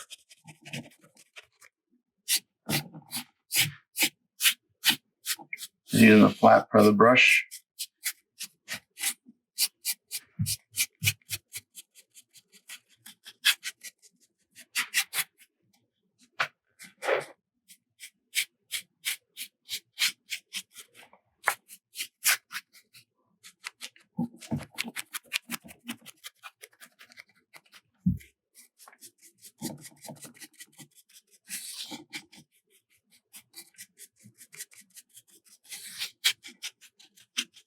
That. I'm going to go with the grain a little bit.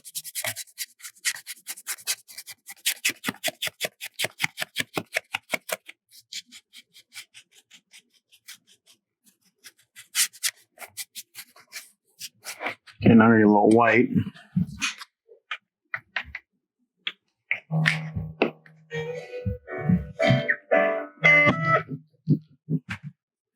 I'm just adding a little bit of white to that color that we just had.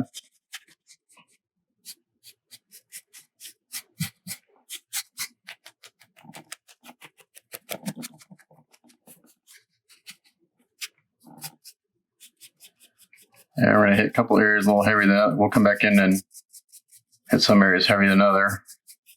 So kind of a random look to this.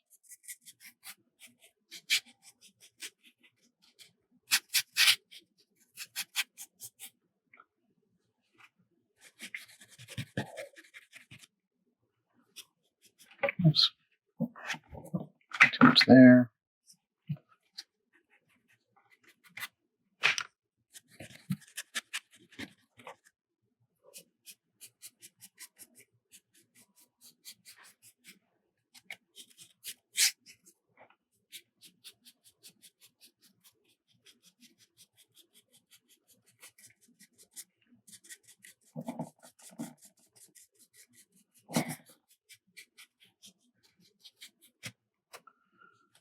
Go for one more level.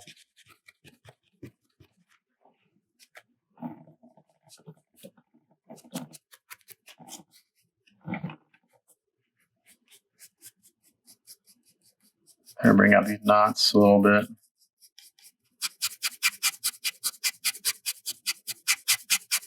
And get a couple of really worn areas, go with the grain. So you get some of that down in there. That area looks a little more worn.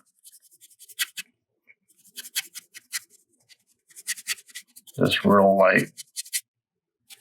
So now I get a little more variance and everything. It's not just one solid color.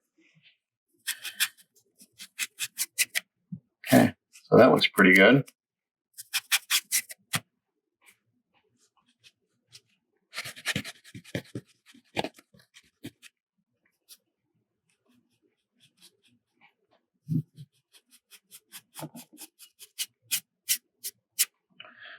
And again, when I go back in with my pastels there, and I'll hit all the little cracks and everything between the boards pretty heavily.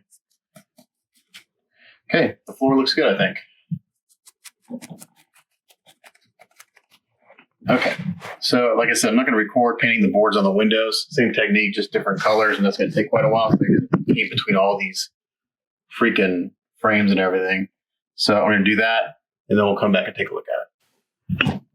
All right, so I basically have those boards on the windows. I'm in a light kind of wood color. Now I'm going in and base cutting these bricks. I just put a piece of masking tape down here because I didn't want to get this red paint on the lower part of this. So, excuse me, the base color is, actually I don't remember. I think it's tomato red. Is that right? No, it's not tomato red. I forgot what red I'm using. Anyway, I just put some on my palette, and we're going to put a kind of a base coat on of red just to kind of block out. And this is too bright. We're going to knock it down. Probably, I don't know, we'll let it dry. So we got a base coat. The rest of the brick also. I'm going to be a little careful here because I got all this other paintwork I did earlier. I'm not sure if you'll be able to see this. I'm just going in here and I'm not really care if this covers this up 100% because we're going to use all this painting we did before kind of as help us get some tonal variations. So I'm going to do this and then come back. Because again, I got to be able to move these pieces around to get to everything. And then we'll work on bringing out some other colors. All right, so I'm doing now on the red is I took some of this orange and I'm just taking it and I'm kind of doing, again, kind of the same technique where I kind of take it off my brush and kind of dry brush and scrub it in there and to kind of get another tint on these bricks. Because right now it is too red. I don't want them red, but that's a good place to start.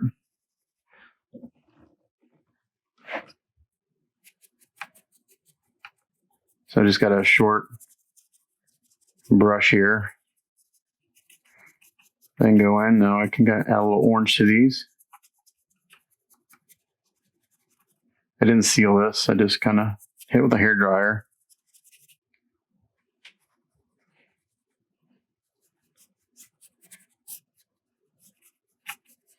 And since I didn't make the first color opaque, any discrepancies in the base coat will show through this and they'll give the brick some variation in tone. So it's not just all one solid color. And then for the mortar, I'm not sure if we're going to do yet. If I get a little paint on here, just go ahead and wipe it off with a Q-tip. Seems kind of doing this kind of motion.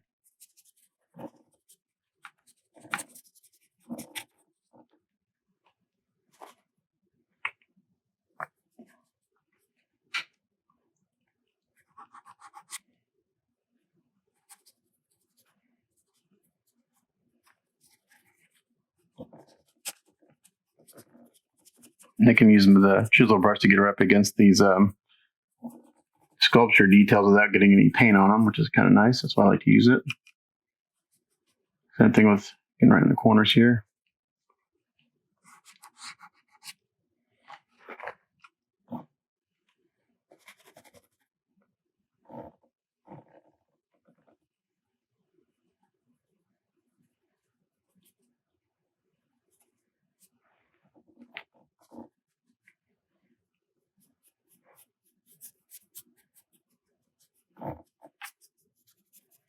So just kind of letting the paint meld together and get different tones in there. This brick right here looks really good. It's got some nice variations. Let me come back in with some brown too. Hit a few bricks, but see with that red paint, without it being sealed, I can go in there and kind of reactivate it a little bit and get these really nice little variations in the color. Oops, I took it off right there, so I gotta be careful. I actually took the red paint off, so I gotta let that dry and go back and hit that again. I can actually have the red paint here. I can go back in and kind of stipple it on. Yeah, I see right there, went through. No big deal. Let it dry, I'll go back and do it again. I think I may have just scrubbed a little too hard with the orange. It came off.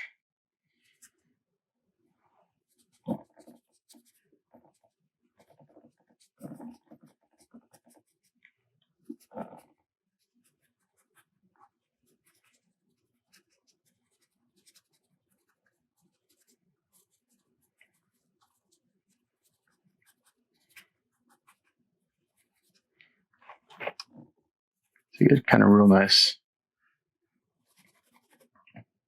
natural brick look. Just kind of reactivating the paint underneath with this paint and kind of blending them together.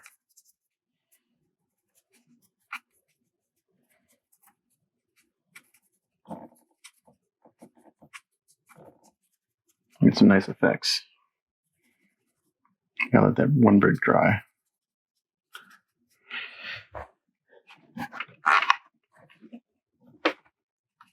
So this is what it looks like when it's just red. And they come in here with this orange and kind of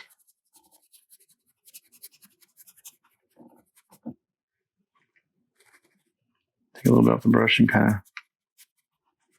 scrub it onto the bricks.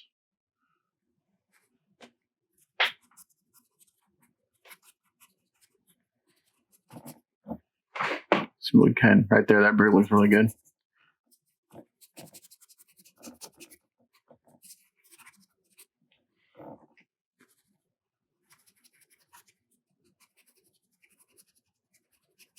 I've got this other color called tomato red, which is kind of nice. I'm going to go in there. It's got a little bit of orange in it. It's more of a muted red. Oh, almost lost it there.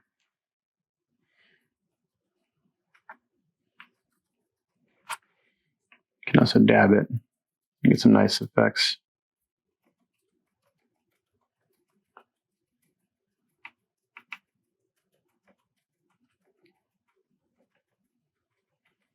It actually works pretty good too, and it doesn't take the paint off. You get a nice look to the brick. And a little lifting on my tape there, so I'll have to touch that up. I take this orange and just kind of dab it on like this.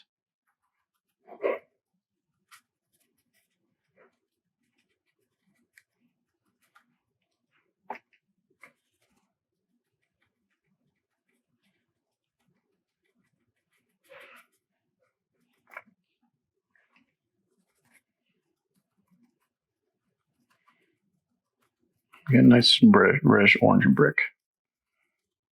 Where's the orange? A little more. Where'd it go? Here it is.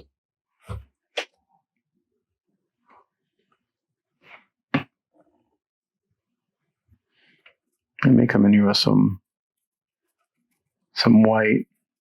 Do some dry brushing. We'll get this down and see what it looks like, because it's going to dry down quite a bit. I want to bring up some highlights on this.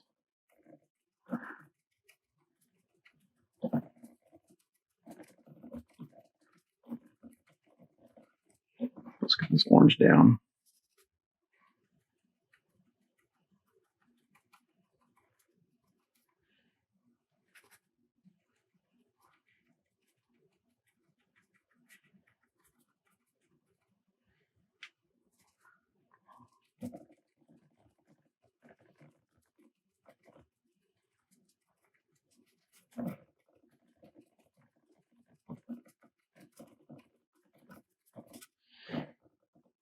Franco went crazy with all the different textures on this piece.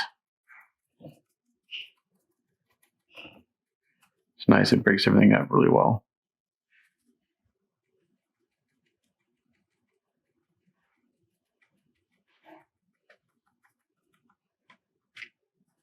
Oops.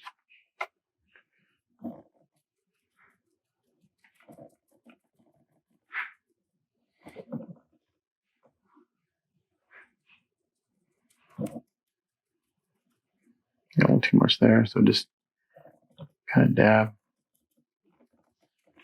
take it off.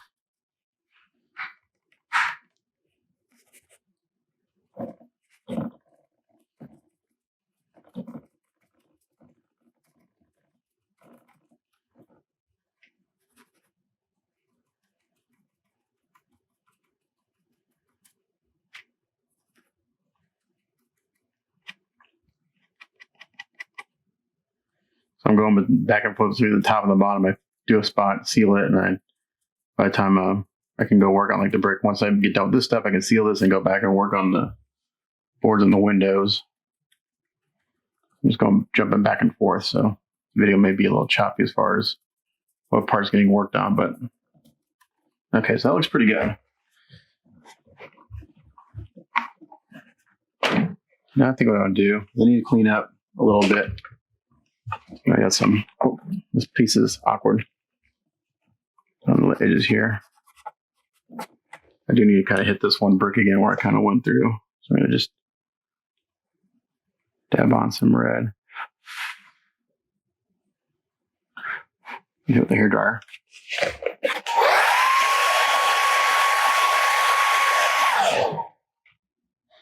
Go back with some orange if I can blend this in.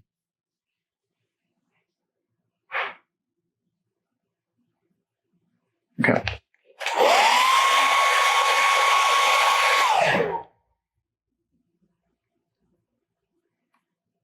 See a few areas that are a little thin.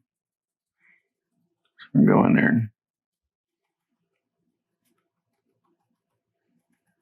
kind of cover them up. Okay, I think that looks pretty good. Let's see. Let's go on some white.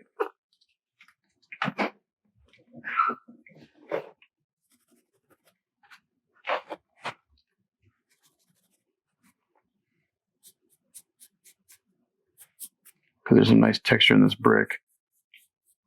We'll bring it out.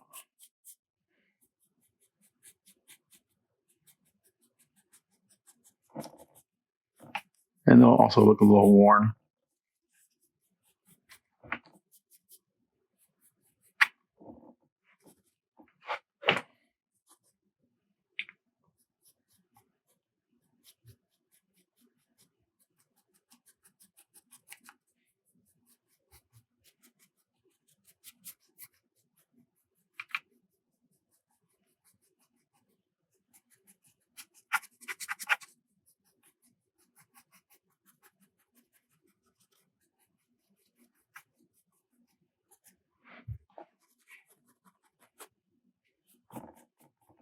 Got a little heavy there. It's okay. We're just going to leave it.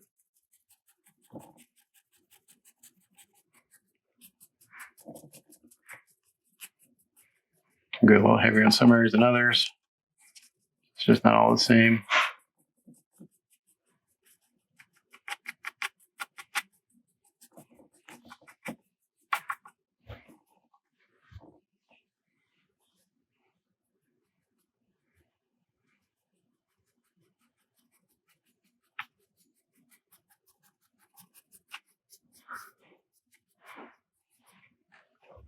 Now it's starting to look like something.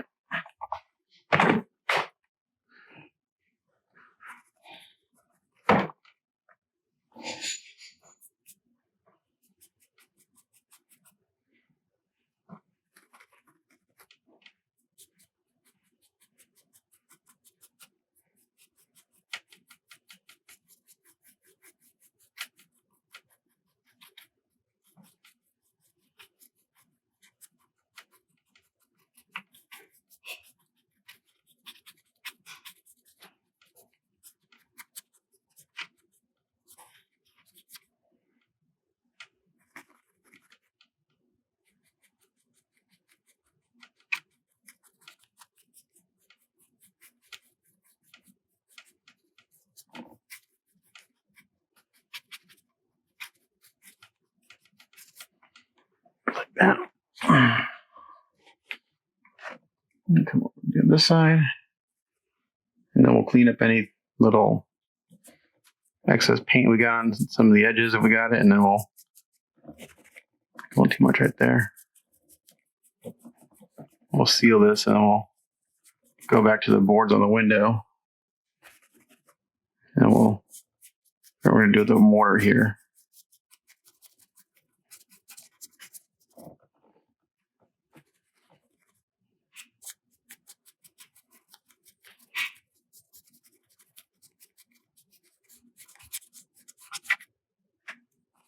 Yeah. Hit the bottom of the base here with my brush as I bring it across at the end of the world.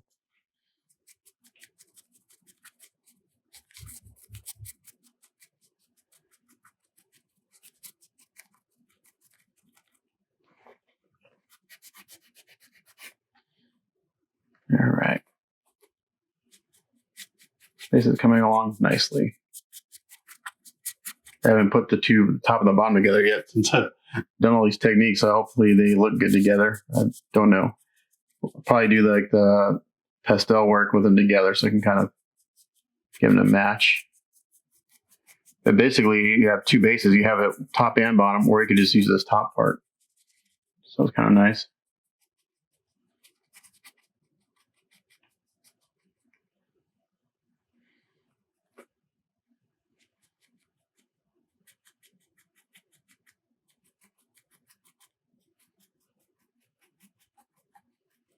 So you can get very different. So basically, just by using three colors, that red, orange, and this white, I've got a lot of different tonal variations. When I base coat the red, I let kind of all this stuff show through a little bit from the previous paint applications, the turquoise and everything. And that just kind of adds to the variations in the bricks. That way they're not all the same color. So it's an advantage to these craft paints. You can just, again, just use their translucency to your advantage.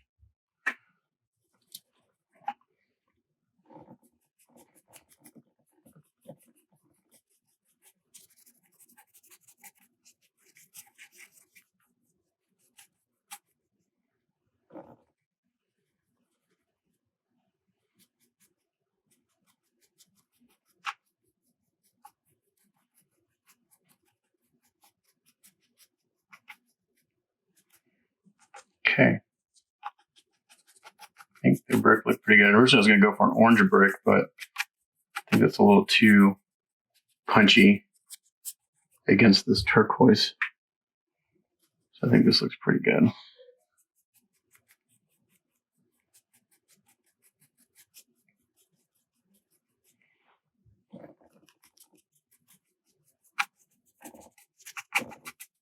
Okay. I'm going to let that dry down so it'll get a little bit darker. You can see as it dries down, it does dry down quite a bit. This back part looks amazing, really nice. So this dry, we'll seal this, and the only parts left on this, we're getting close to the top part being done.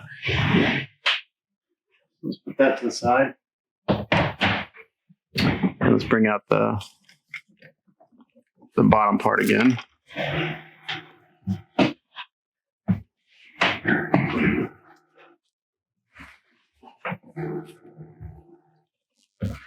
Let's get a clean part of a towel here so we don't contaminate what we just did with orange paint. So this is the kind of color I got for the wood in the windows. I'm gonna hit this with a brown wash. Starship wash, I think is good.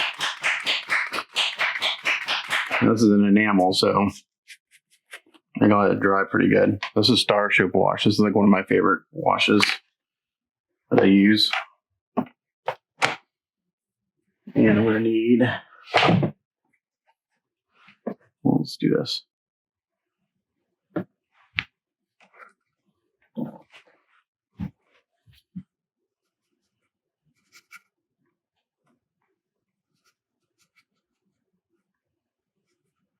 gonna put it on. And I'm gonna wipe it off.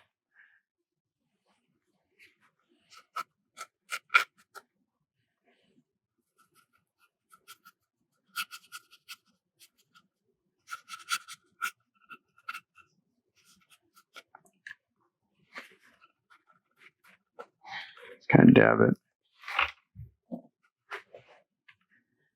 And it should get down those recesses pretty good. Like that. And then once this dries, I will do a little dry brushing on it.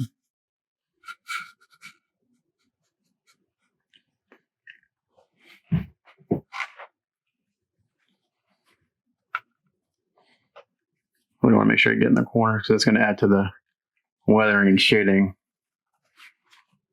kind of naturally just by doing that and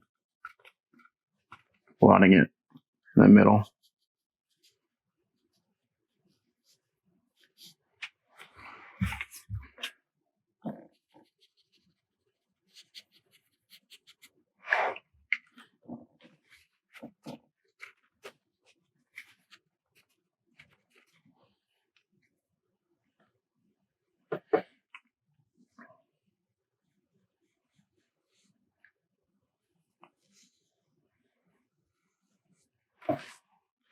You don't have to be as careful with this stuff as you do when you do the painting part.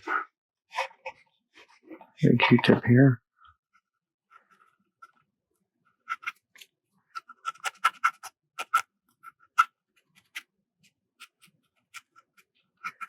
Oh, take that back, you kind of do.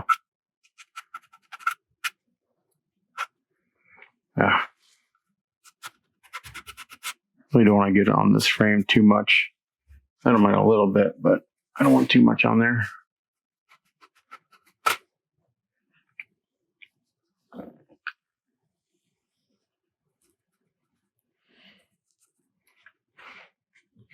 kind of hard to show what I'm doing. So I'm going to do this for off camera, and I'll come back and take a look. All right, so I put this together for the first time, and it's looking really freaking sharp. Really digging how this is looking. Okay, so now what I'm doing is I started to go in with my airbrush, and I just got again some of that the Garage Kiss.us semi-transparent. This is cool grade number 7. This is the dark version. Very good. Okay, well, the shadow away. And on the base, rotate it.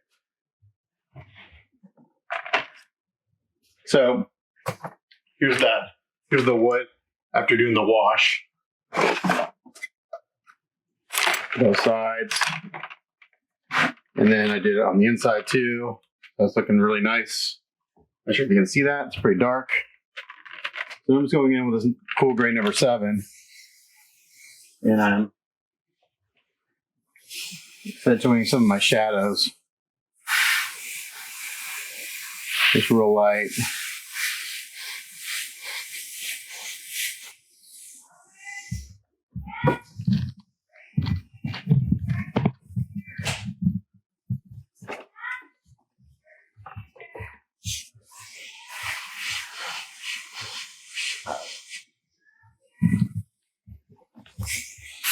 So it's going to go in like this. Kind of hit all the shadows again. Anyway, I normally do this with pastels, but I started to do some shading earlier with this, and it's looking good, so I'm going to continue it.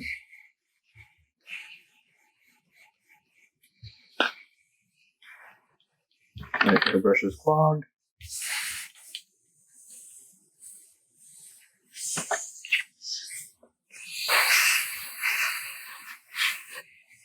And then we're kind of going in. It's really hard to see because I got to be able to turn this thing. Going in and kind of these, and I got to get this closer to the edge of the table so I can get lower with the airbrush because my hose is getting in the way.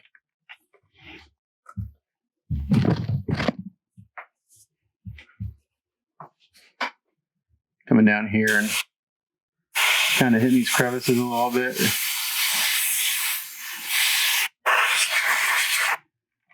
Again, I'm not going to do a lot of this on camera because I have to be able to really move around a lot. And it's hard to do that while I'm trying to film. I think we're going to try to do is I'm going to hit these pipes here with this first.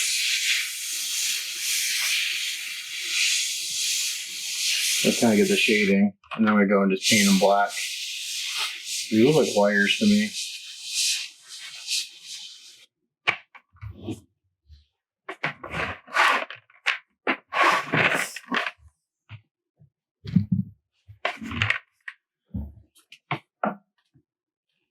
coming in here and getting these wires. With this, and I'm going to paint out for black. And this is kind of getting initial base coat and a little shadow going on.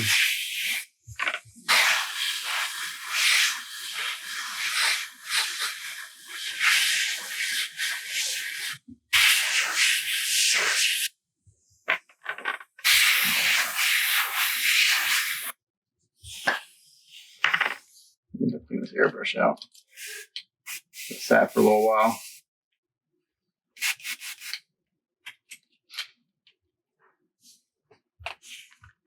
I think we're getting pretty close on this.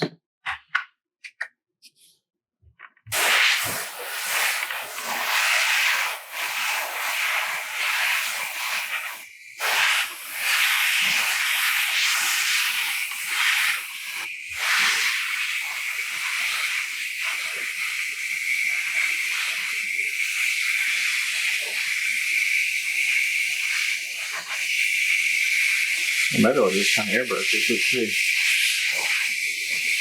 I'm going to airbrush a little bit.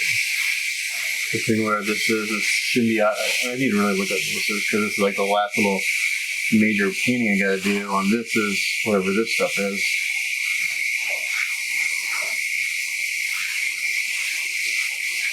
And then go over it lightly with this color. This will create some shading for it.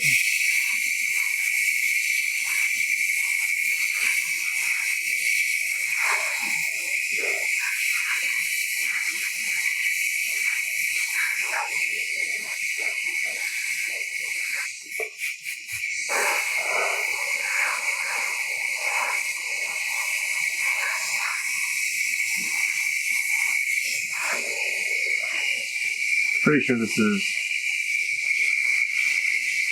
black goo. Alright. So that's looking good. Again, I'm going to come in here. Hit this corner a little bit.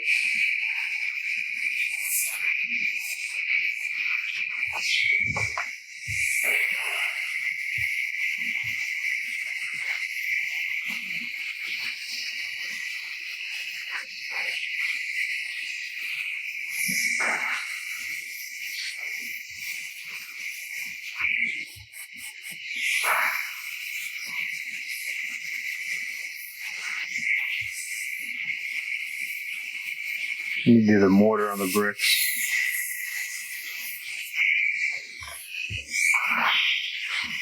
Not sure what I'm going to do there yet. I can come in here and do some shading.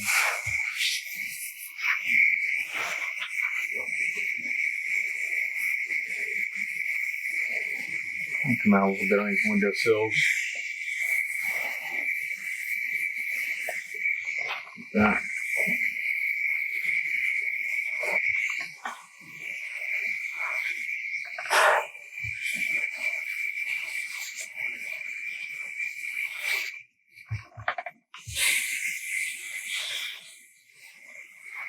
Normally these pastel they can be real specific where I put stuff, but this whole paint process is pretty loose, so we're just gonna stick with it.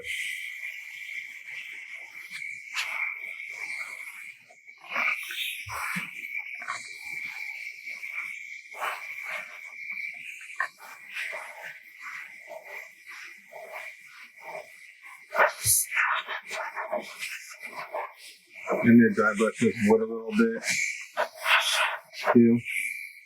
Not a whole lot. I kind of like the color it is right now.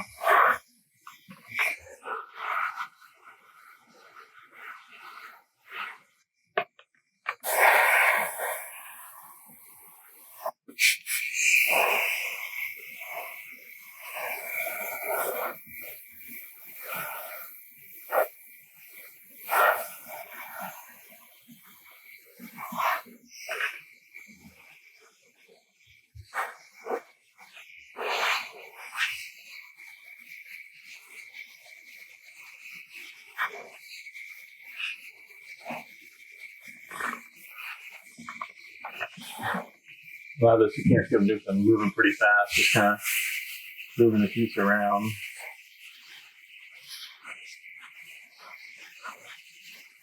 I'm being pretty loose with it.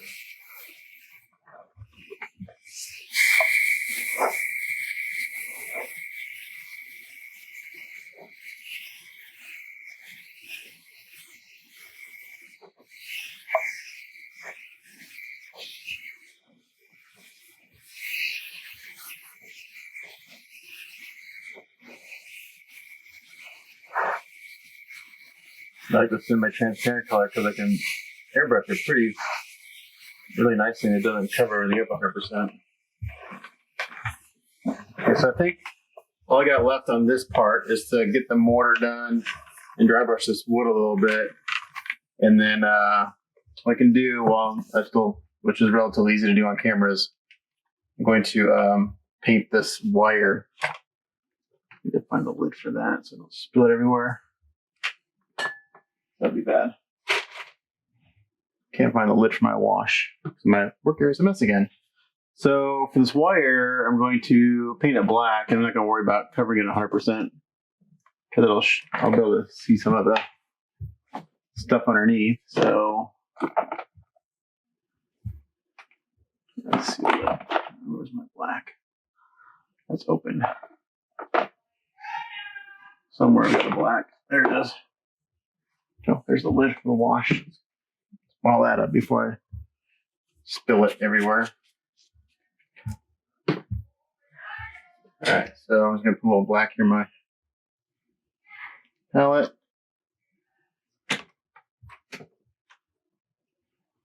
Brush. I'm gonna come here and paint these wires.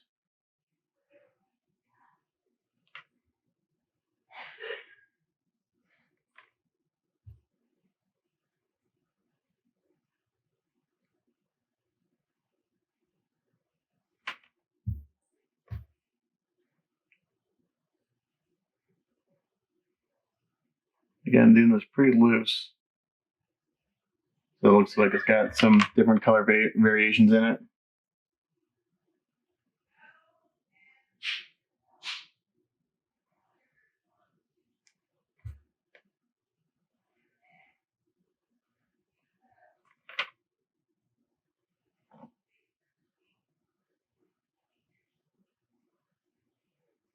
I think for the mortar, I have a gray pastel. I don't want a bright gray because that'll look really too weird. But I've got a I don't know. We'll play with it here in a second. So I'm gonna paint this wire and then I'll come back. I'm gonna dry brush some of these boards on the windows. I got this kind of warm light gray mixed up, and we're gonna do this very lightly because I don't want to lose. I really like the color I got. I just don't want it to look so pretty. So I'm gonna put this part to the side.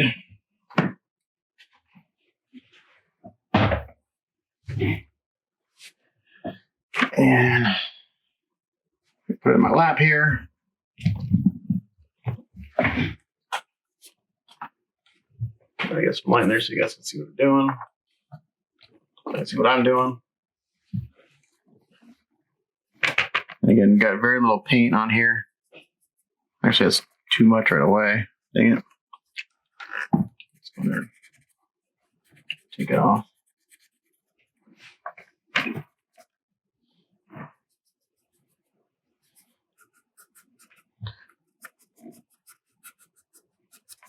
Just a little bit here and there. So these look a little worn.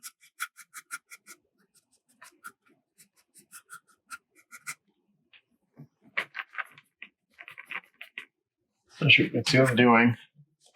Probably not. I can't see what I'm doing.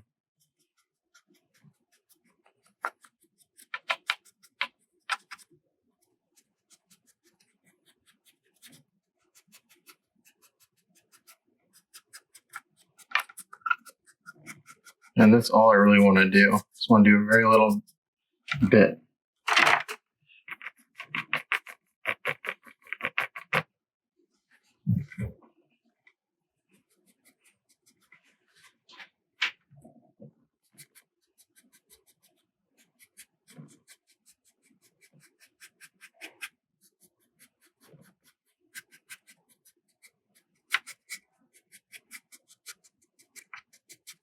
Maybe one board's really worn, so we do the whole thing. Maybe another one's just part of it's worn.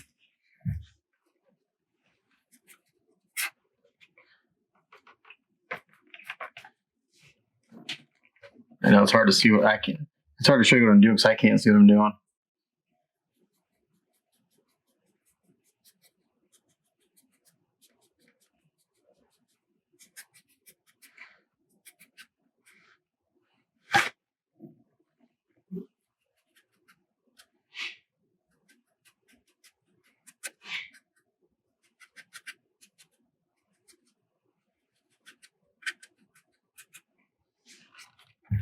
Or it's just like a little wear on them.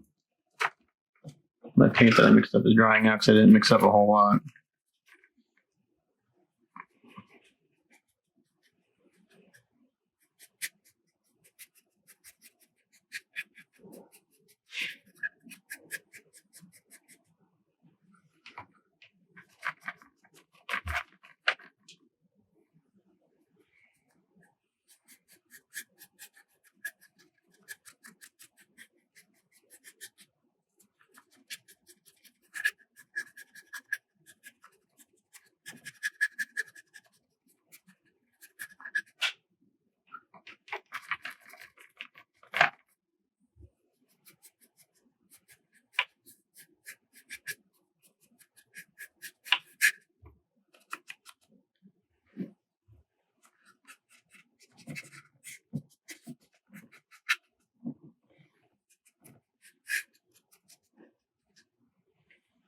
Okay.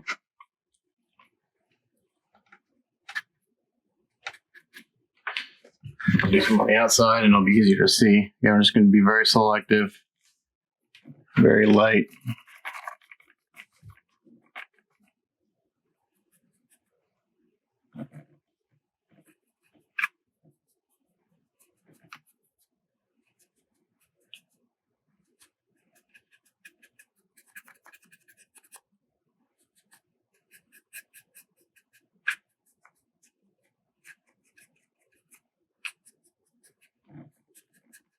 Just a little bit of wear and age to these guys. So a little bit goes a long way right here.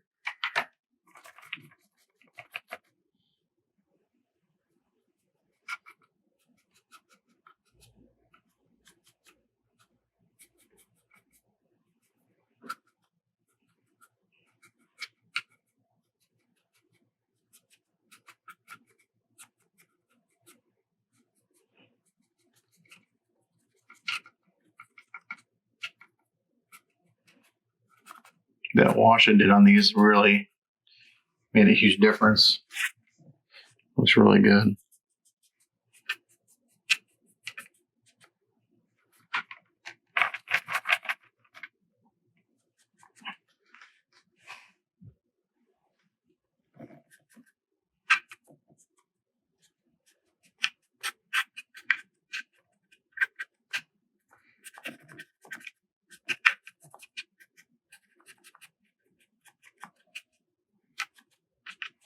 I think that's what I'm going to do on these.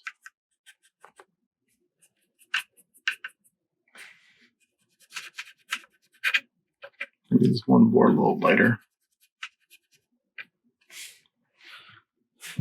Yeah, that looks good. Looks good in there. So now all I got to do is really the mortar and whatever that other lining stuff is. So the mortar, what I'm going to do is I think I'll use this slight. I'm going to mix up coming off. I don't want it completely bright gray. So I'm going to kind of mix up the same color I just did.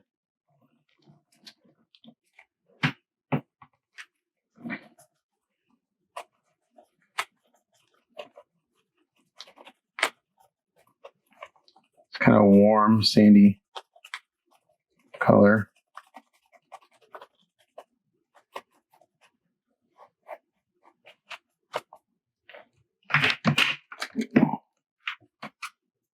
Maybe a little too bright for what I want. Let's see.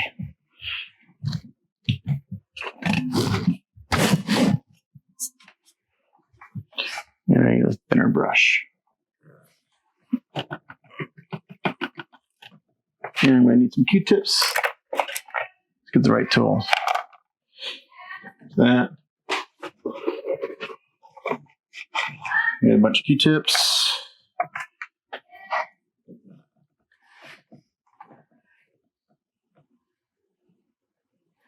So I'm going to put some in, and I'm going to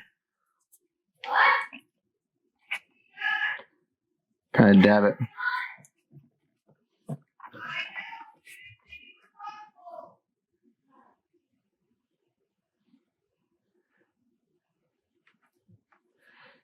Actually, I'm not liking the way this looks. Actually, I need to seal this. I haven't sealed this since I've done the brick. So I'm going to go seal this, because I haven't sealed this in a long time. And then I think I may just do, I'm going to just do a dark wash on the brick. I think that's what I may do. So let me go seal all this. I'll come back. Okay, so what I did is I went in with a mixed light dust wash on the mortar, and it kind of whitewashed all the bricks. So now I'm just going in and selectively dabbing on some of that previous red and the orange on just some random bricks here and there. And it's looking really good. So we got a nice weathered brick wall now. So at first I was like, oh man, I covered up all my bricks, but a little happy accident. I was forced to go in here and kind of do some individual bricks. So I'm just dabbing on real lightly that red and that orange, sometimes just orange, sometimes just red, sometimes a mixture. And it's just giving me some nice individually weathered bricks. So after I do this, the bricks will be done, I think. This is looking really good. So like right here, the wash is a little harsh, so I'm going to soften it. It's an enamel, so it stays pretty workable for a while until you seal it. I just go in there and kind of wipe off. And I'm just going to take this and kind of dab it on. I've got a little mixture over here on my palette of the orange and the red.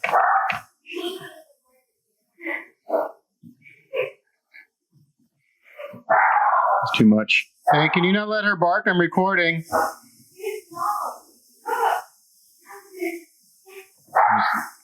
I need her to stop, please. So I'm just going in and picking individual bricks. And I'm just going to like get some orange.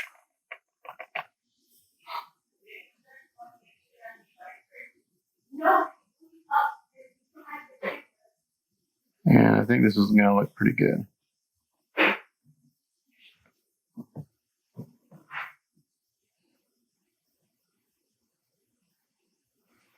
I think this kind of fits the overall look of everything a little bit more. A little more weathered, a little more worn. Just like that. I think it looks pretty good. So I'm going to seal this. And that may be it for the bricks. That may be it for this top part. So yeah, I'll see what we'll come back and I'll figure out what I'm going to do with this slimy looking stuff. All right, so I did a search on this piece and it looks like that is kind of that black symbiote stuff. So I'm going to go ahead and paint that. And looks like they gloss coat it. So looks like it's a bluish black. So I'm going to go over with some blue and black, and I'm going to record that because it's going to be hard to do. So let's look at this thing so far. See how we're looking.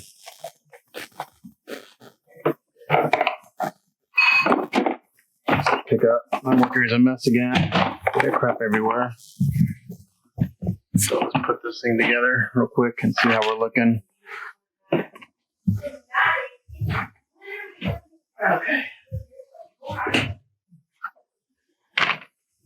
That. And there's that.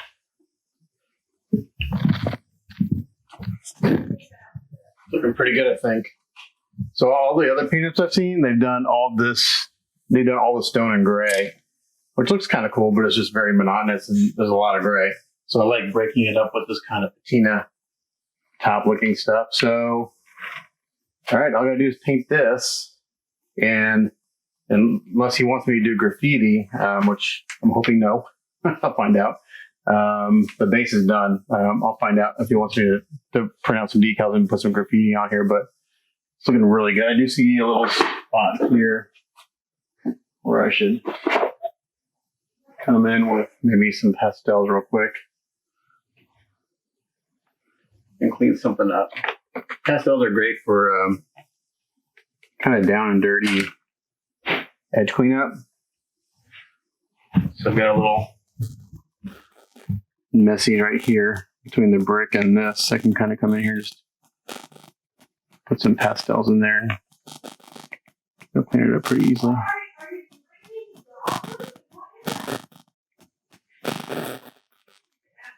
Adds a little weathering to it also. Adds a little shadow and helps clean that up a little bit. Like that. Yeah, I'm going to do it on this side too.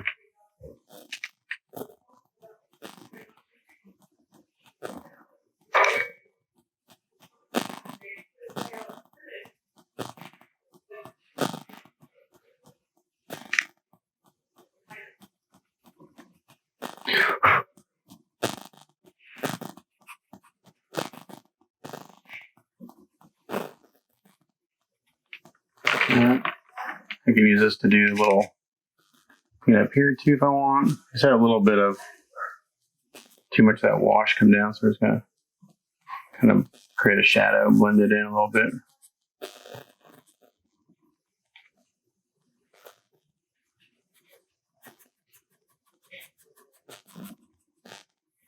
Like that. All right.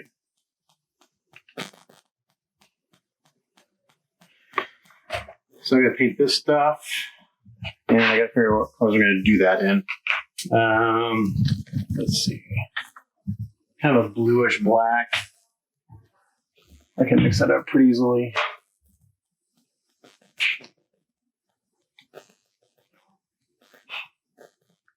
There's a little blue. Actually, I mix it up somewhere else here. I'm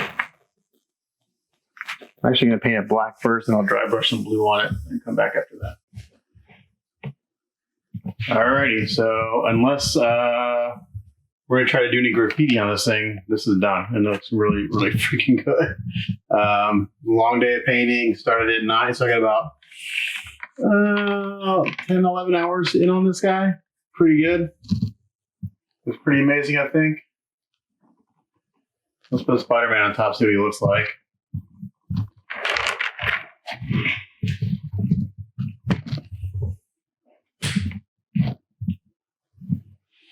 I'll wait to hear back from my client, see if they're trying to do the graffiti.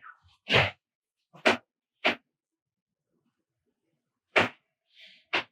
still have to glue him together. Just this torso.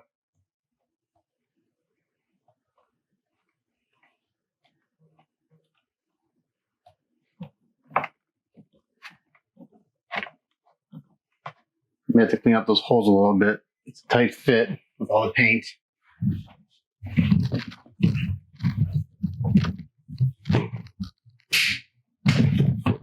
Gotta back up. So I get a bit of them on there.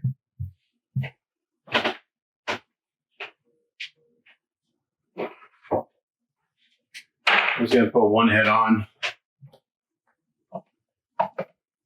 And so the cat's up there.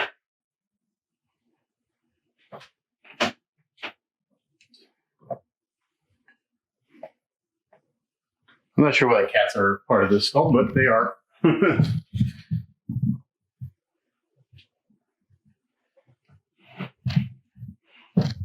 And that looks pretty good. So I'm going to pause here and see if we're doing the graffiti. If so, I'll have to figure out how to do that. I bought stuff to do decals, and then we'll go from there, but it's looking really good. All right, so Spider-Man's done. We decided not to do graffiti just because it looks really good the way it is. And I think it would just detract from the piece overall. So calling this guy done. He looks really awesome. Super happy with it. So let's do a spin around.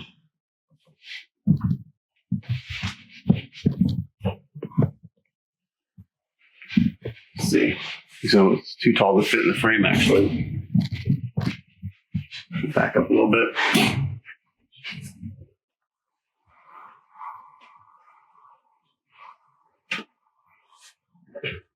That one cat's really precarious the way it stands, so I'm going to take that down and move it. This looks like he's kind of... huh.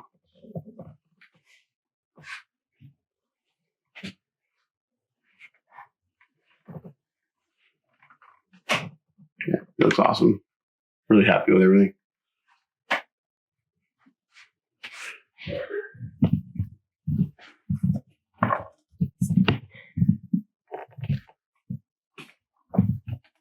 Like here.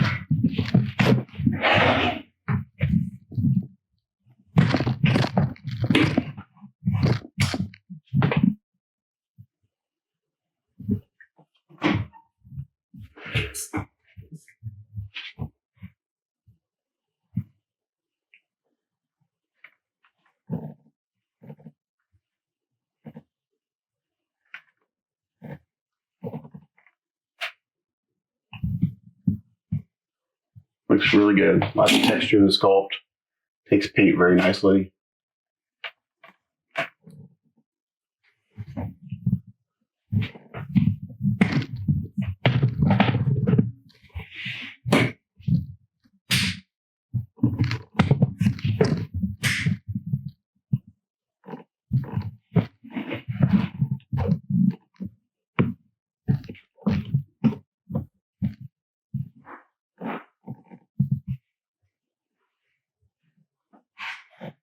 Spiderman looks awesome.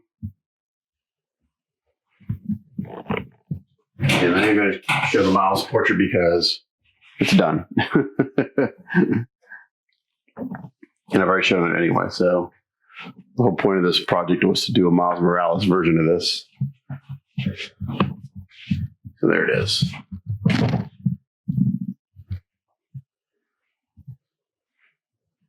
The cats look really good.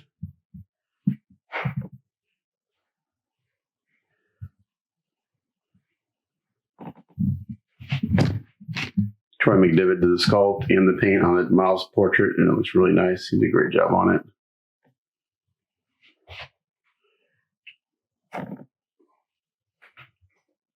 And we've got the Peter Parker portrait. And then he would have the other hand in.